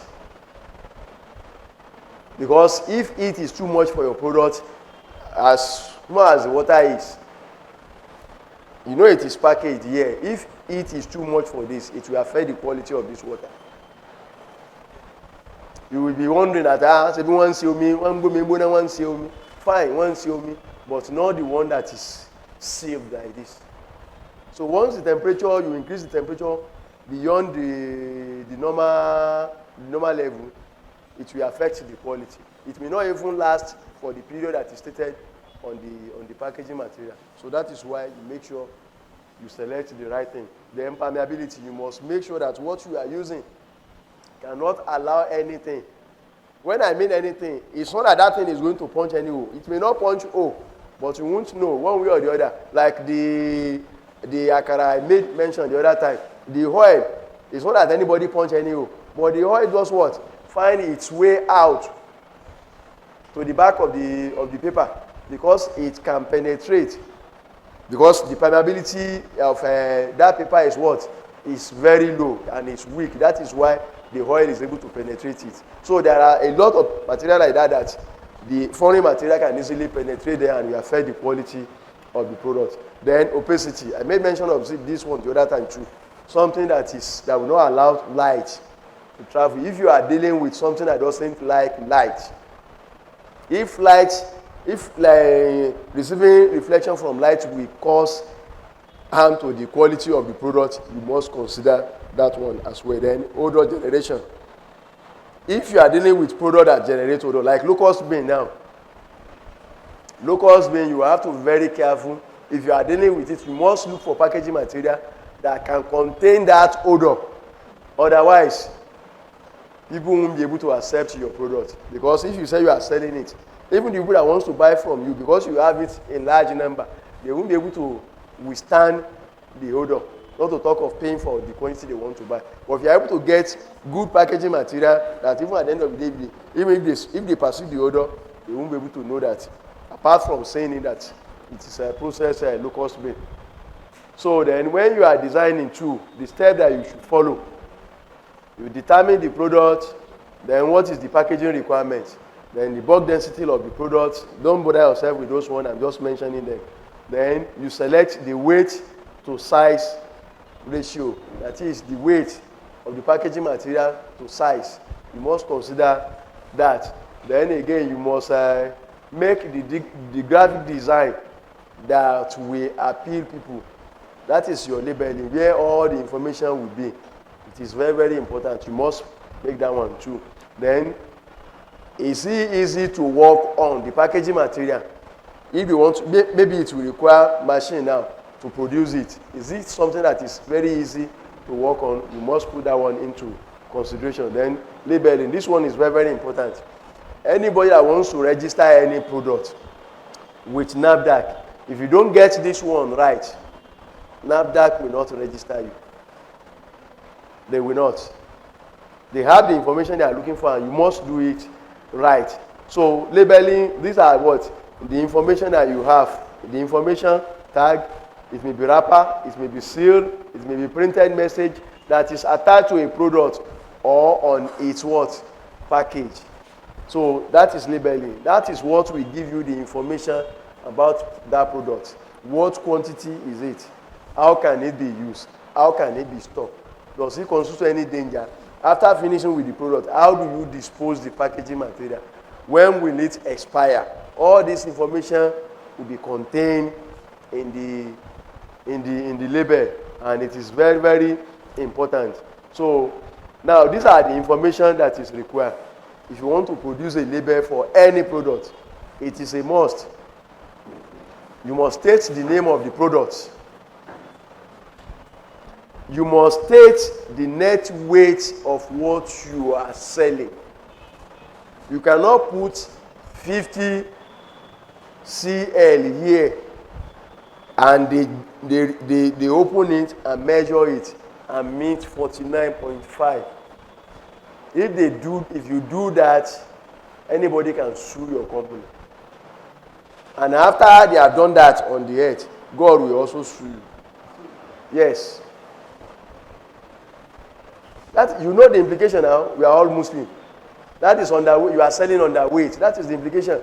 If you have put that you are selling 49.5, those who that will buy it, they will buy it. But you deceive people that you put 50 CL here, whereas it's not. You are free, or you can put 60. You can put 60 inside and put 50 here. That is your headache if it pays you. But you cannot write 50 here and put 49.5 inside. No. Anybody can sue you. Because what they are paying for is the information that they have on the packaging. So if they have anything short of that, then they can seek for litigation against you. Then list of ingredients, all the ingredients and additives that you use for the production of that particular product must be listed. You list them in the descending order, meaning that the one that has the highest composition comes first, then until you get to the one that has the least percentage. Then the nutritional information and calories. If it is food, you must state there. This MO contains 70% carbohydrate, 20% protein, 5% fat, 2% fiber. So that anybody that is eating it, one thing you imagine getting carbohydrate, no, this food is not good for me. Then he will drop it and pick the one that he feels is good for him. Then usage directive. You cannot just buy any product without knowing how to use it. You must give direction. When you open the sachet, put boiled water for so minutes. When it reaches also temperature, when it boils, takes also quantity, add it, stir it for 5 minutes, cover it, your food is ready for the consumption. All those information must be provided. Because if they do it that way and they don't get results, they will come back to you. So then, the manufacturer or distributor's name and address, not that you sell products, they won't know where the product is coming from. So that if there is problem, they can easily contact your place. You must have a physical address, either of the manufacturer or of the distributor, if it is not produced within that area. Then another one is storage instruction.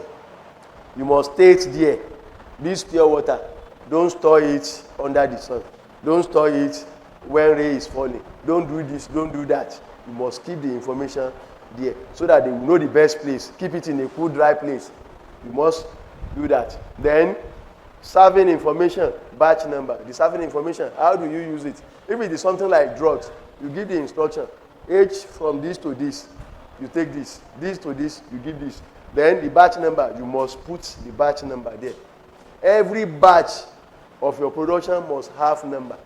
So that if there is problem with any of the batches, you can easily, retrace the thing back from the market. You can easily bring it back. Say, no, please, if you have a batch also number of a particular product, please bring it to our company. Bring it to our distributor, or we'll replace it with you. So that at least you save people from what? And you also save your business. Because they know at least you have their safety and their concern at heart. Then apart from that, you now have traceability. Now, this traceability, you must give information on how to look at. Another one is the barcode. All this code that they used to write on the product, we get there. So if it's something that requires that, you put it there. So at least if you want to sell your market in the supermarket, there is no way you will not need something like that. Then we have expiry date or shelf life or best before. You must put it there. This thing is produced so date. That is manufactured date. Then you now say best before. You put the month and the year. If it is something that can last for months. But if it is product that will last for days, you have to put specific days. You produce today, 25th March 2022, and it's expected to last for 7 days. You add 7 days to that and said this best before date is maybe 1st or 2nd April 2022, not just April. Then NAFDAC registration number, sure, you must have it. And for you to have it, you must have this and you must indicate that NAFDAC registration number as well. Then certification. If it is a product that requires certification from SON or International Standard Organization, you make sure you also get that one. It will also add value to your product and people will give it wide recognition. Then allergen warning. You must, if you know that some people, when they take this pure water, maybe people that has a headache, if they take this pure water, it can worsen their case. You must state it there. If you are having headache, don't take this water.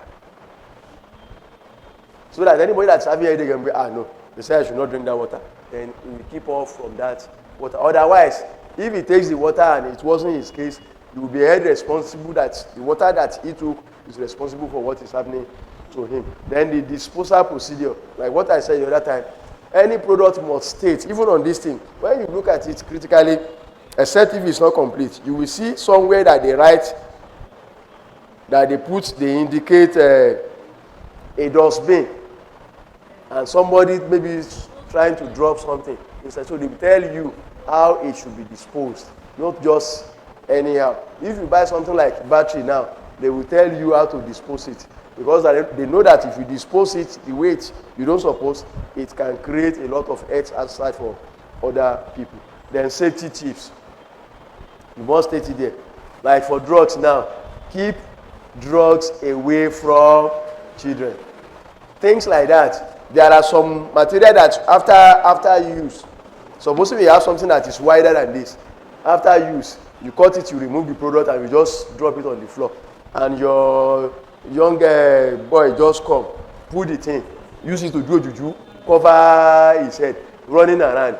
And when the thing is now giving him some inconvenience, he doesn't know how to remove it. So if there is nobody that is very close to him, you may lose such boy if care is not taken. Just only because of that, he may be suffocated with what he's putting on it. So that is why safety tips should be put on every packaging, so that you can get the right thing to do. So these are different methods of disposing your packaging.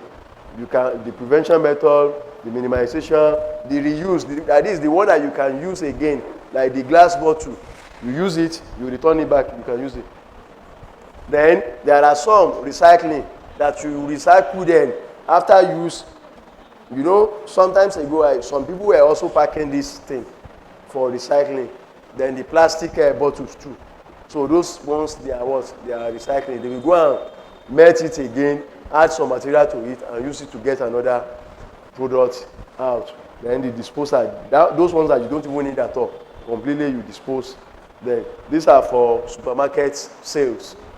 You have this code, you have the other one. You can easily, your market will easily go into supermarket and you can make your money. That is scan code, and that is the other barcode. Then mandatory labeling ethics. Like I said, this one must be provided correct nutritional information of the food. Certain food requires that manufacturer of certain products place health warning. You must state there. Don't eat this if you are having this. Eat this when you are having this. All those things must be there. Then note, trademark ensures that the product is original. You get products, you get trademark for your product. What they call trademark is the name that is attached to that product, and nobody can bear that name elsewhere. Nobody can bear that name. Whether you use logo or you use the name, once you get trademark for it, nobody can use it. Like Coca-Cola now, you see, that Coca-Cola is a trademark. Nobody can use it. 7-Up, nobody can use it. And things like that, they are trademark for that particular product. So, and it is known to them. So all these are different packaging material for different products. Move on for different product grains, processed products, liquid products, milk, dairy products, and the likes. Go. Not directly, but I will do something. Like I said, I will do something. I will compile them. Yes, and I will send it to you. So it is very, very important that you have that. So I just want to demonstrate this. If you look at it, the people bringing tomato from the north, they put it in basket, raffia basket. That's woven basket. So it's either you see them putting it on a petrol tanker with rope, and you see the tomato crying seriously. And you can see the tear flowing on the body of the tanker. And it will be conveyed under ash environment. So before it gets down to Ilorin or to Lagos, it is not the same quality that was loaded in Kano or in Kaduna that they are receiving at that end. So a lot have been lost. Maybe probably up to 40% or more than that has been lost during the transportation. Just simply because we are not using appropriate packaging material to transport the commodity from one location to another. And in a situation where you see them putting it in another vehicle that is not on petrol tanker, You see them putting the basket on top one another. And the load, if you are to, the way you are sitting individually. If you are to put another person on you, will you enjoy it? And they are putting the basket of the tomato on top one another. And the one that is done will definitely suffer a lot. And it's going to affect the thing. So, and that is why we have this crate. We call this one ventilated reusable plastic crate. You can see, before I remove them, you can see the height as low as it is. Now, if you load with tomato, you have it this way. You load to this level. Then you put this one on top. Then you put this one. So that the tomato that you have, even if you raise this one up to 20 level, the one below will never suffer because none of the load is on them. None of the load is on them. So the tomato will never suffer. So that is why. But when you are returning it, if you bring tomato from the north down south like this, in order to save you of cost of returning it, not to occupy the same volume, you do what? You readjust it. Then you pack it. You can easily return it. And because it is plastic, you can easily clean it and it will not contaminate the subsequent loading of tomato that you have. But you know we have one problem in this country.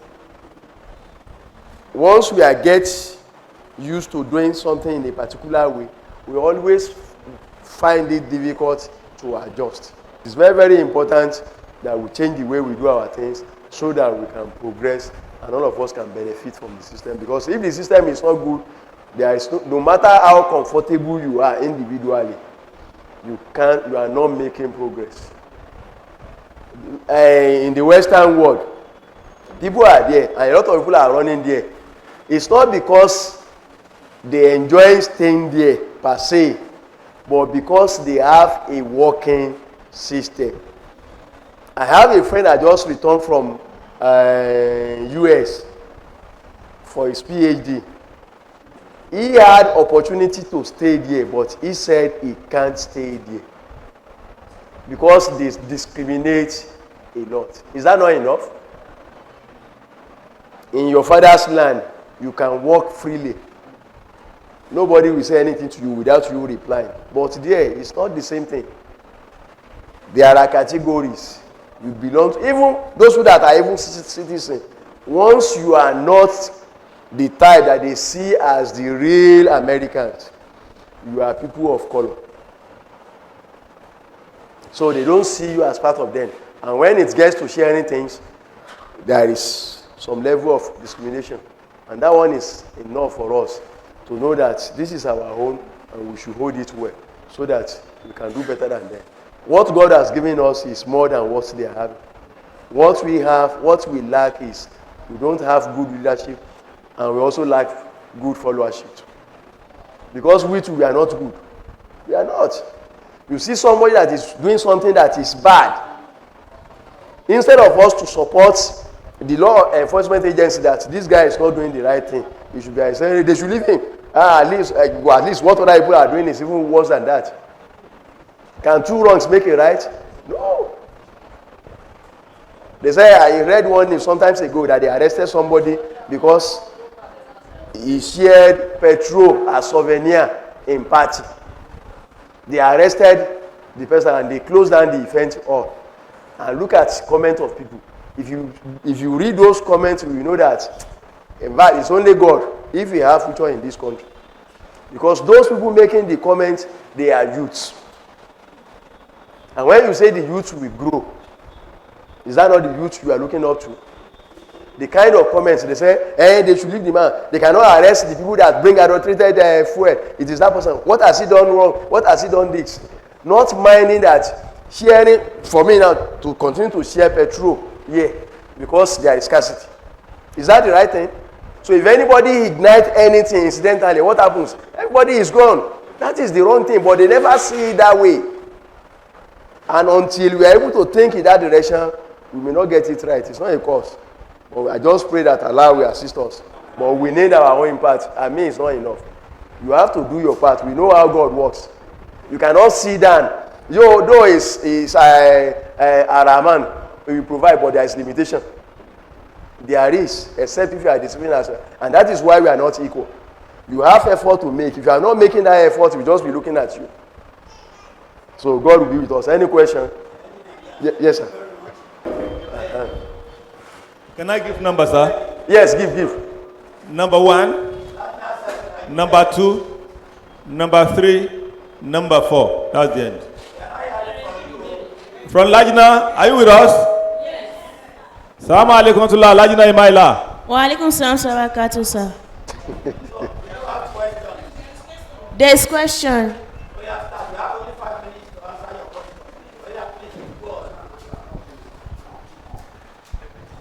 Assalamu alaikum warahmatullahi wabarakatuh.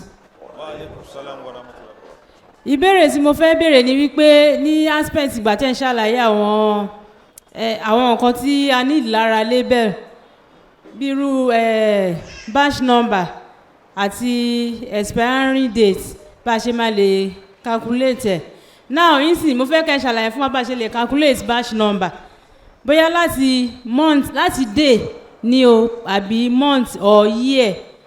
Then ẹlẹ́ẹ̀kejì báwo la ṣe fẹ́ mọ expiring life kìíní tí bí àgbàdo ìsìn afẹ́ ṣe sẹ̀mú àti mọ̀ pé major ingredients afẹ́ lò fún sẹ̀mú òun ni àgbàdo. Now percentage yẹn ta fẹ́ lò quantity yẹn ta fẹ́ lò fún iye percentage kan.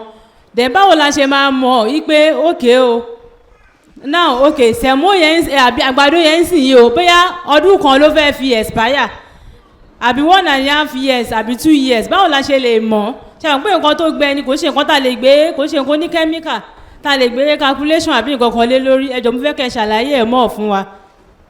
Ok, ẹ ṣeun. Ẹ ṣeun sir. Mo láìkí ìbéèrè yín dáadáa bóyá kí n bẹ̀rẹ̀ níbi tẹ́ ẹ parí sí yẹn pé bó ni ẹ ṣe lè mọ̀ pé òkè ó dá o ẹ fẹ́ ṣe sẹ̀mú báyìí bó lẹ ṣe lè mọ̀ pé ìgbà tó máa expire lélẹ́yìn.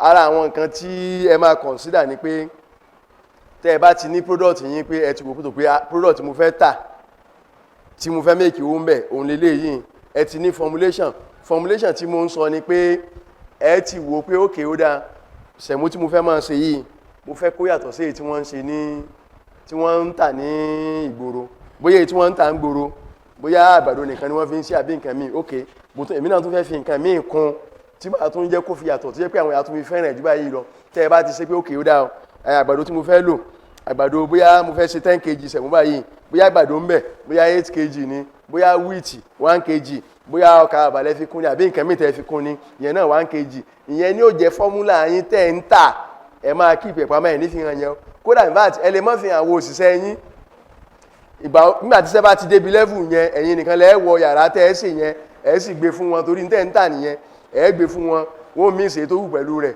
ìyẹn ń lọ nìyẹn náà bẹ́ẹ̀ sí wá lè tẹ́ bá ti wá mọ̀ yẹn tán tẹ́ ẹ ti wá mọ package material tẹ́ ẹ fẹ́ lò ẹ̀yin fúnra yín tẹ́ bá ti produce ẹ fi sínú package material yẹn ẹ keep ẹ̀ sórí shelf ẹ wà máa monitor ẹ̀ lẹ́yìn kẹ́ ẹ tó gbé síbẹ̀ ẹ mú sample ẹ mú lọ sí láàbù wọn ò bá yín yẹ̀ wò pé bó ṣe rí ìkín ló wà báyìí wọ́n sọ tó wà fún yín tó bá ẹ̀yìn oṣù kan ẹ tún mú lára rẹ̀ ẹ tún mú lọ sí láàbù ẹ lọ fi hàn wọ́n èyí tẹ́ máa kó síbẹ̀ máa pọ̀ sí ẹ̀kan wọn máa píìkì bí ẹyọ kọ̀ọ̀kan àbí méjì ẹ mú lọ sí láàbù wọ́n ò tún máa yín wò so wọ́n ò máa wò lọ báyẹn ibi tí wọ́n bá wò dé táwọn pé lẹ́yìn bàtà wò dé oṣù mẹ́fà yìí òṣùwọ̀n ó ti fẹ́ já wálẹ̀ so ẹ wá wò pé oṣù mẹ́fà náà ti dáa tó báyẹn oṣù mẹ́fà tí wọ́n ló dáa dé yẹn òun lẹ́ẹ̀kọ́ síbẹ̀ tó bá yẹ kó oṣù mẹ́ta náà ni ẹ máa wò pé bá torí pé bóyá kẹ́ ẹ lè tà kẹ́ ẹ fi sóṣù mẹ́fà o ẹni tó bá yẹ kó oṣù mẹ́ta ni tó bá ti di kó oṣù mẹ́ta ni tó bá wù yóò rà bí òwú yóò rà ju pé kó wá jẹ́ kó oṣù mẹ́ta ni kẹ́ ẹ wá kó oṣù mẹ́fà síbẹ̀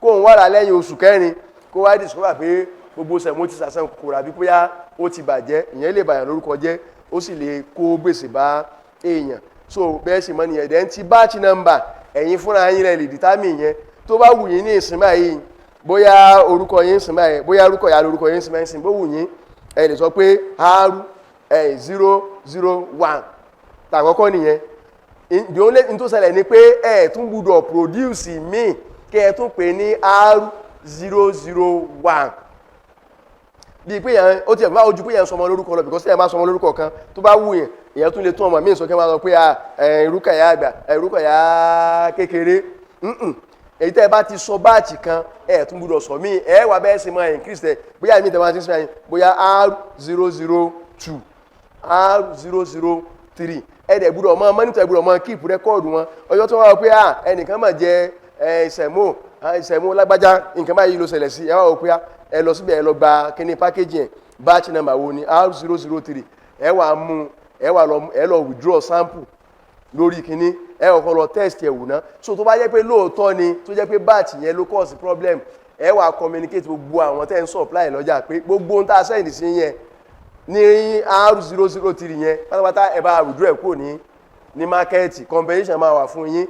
That is the only way tẹ́ fi lè maintain because if not ni ó lè borúkọ èèyàn jẹ́ ó sì lè yẹn kúrò ní market so bẹ́ẹ̀ ṣe lè ṣe nìyẹn fúnra yín lẹ́sẹ̀ yẹn fúnra yín Ọlọ́run ṣe ń rọrùn.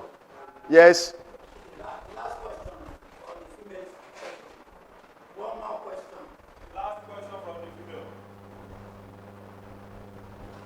Oh, you don't have any other question? Last question, Lajna Imaila. A ti wà okay for now. Okay. Yes, sir. Number one. Number one. Engineer Swaib, thank you very much. Thank God. As a potential farmer, sir, what are the others material we can derive from your... What are the... others material we can benefit from your organization? I mean in terms of farm facilities. Okay. You see, there are a lot, like I said earlier, that the mandate they give us as a research institute is to conduct research into post-harvest losses of all agricultural produce. Everything, including livestock, fishery, all agricultural products. That is our mandate. So if you know that you have anything that you have in mind at the post-harvest level, you can just visit our office. We take you around all the facility that we have. And any one of your choice, you can decide to key into them. Number two.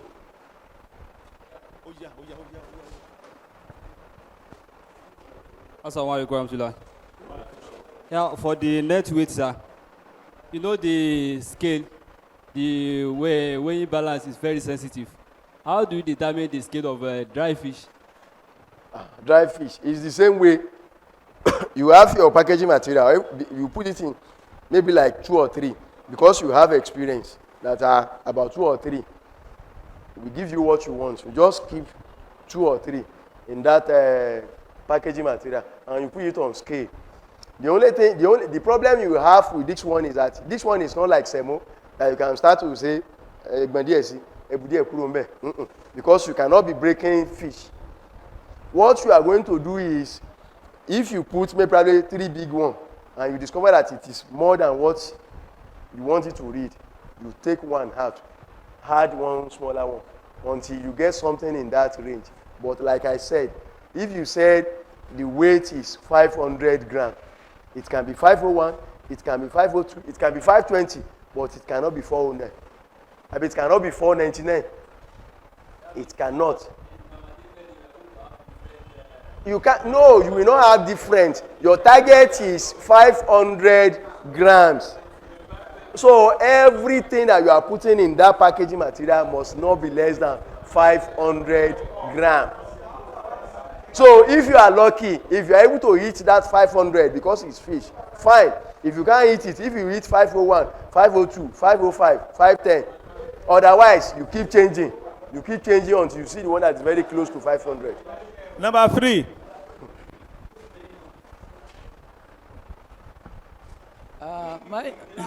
My question is still on fish, if you allow me to. It's on fish. Okay. I just want to know, because the other time we are talking about the method of killing. Method of killing. All right. Now, and in the process, they mentioned salt, lime, and maybe somebody mentioned alum, I couldn't say. But I just want to know what are the effects of any of them on the output of on the preparation and the output of that particular fish. do they have any effect? Like you are talking about the quality, all those kind of things. I just want to No, know. no. They don't mix things up. Okay. You can give the microphone. Don't worry, I get your question very well. I said 3 methods of killing fish. I said 1, if you are bold enough to hold the fish. The other one, you break it like this, you drop it. If you cannot do that one, at least you can hold knife. You make sure you that one is off. But if you are dealing with so many, how long will it take you to kill that one? So that is why the issue of salt came in. So you now look for a bowl, probably that has cover. You put the fish, then you add the salt, sufficient one, that will be enough for them. You add it, then you cover it. They will struggle for a while, and all of them will be restless. So now, that salt, one way you have used it to kill the fish. But it's also doing another job. By the time you want to wash, because you have salt, that salt, because they mix together, the salt has stained their body, and it has assisted you in removing the slime from their skin. So all you need to do is to wash off the slime now, off their body. But another person said that she has been using lime and lemon. That is there any crime? And I said no, there is no crime in it. If that is what she used, the motive is just to make sure that at least you clean your fish the way you want it to be. So if you now want to give it taste now, that one now depends on you and the products you are targeting. I mentioned salt. You may decide to add another thing to salt, maybe something like ginger. You add salt, you add little quantity of ginger, and you soak it in that water. The taste is going to be different from what other people that doesn't use it, yes, are producing. So that is how to get product for one.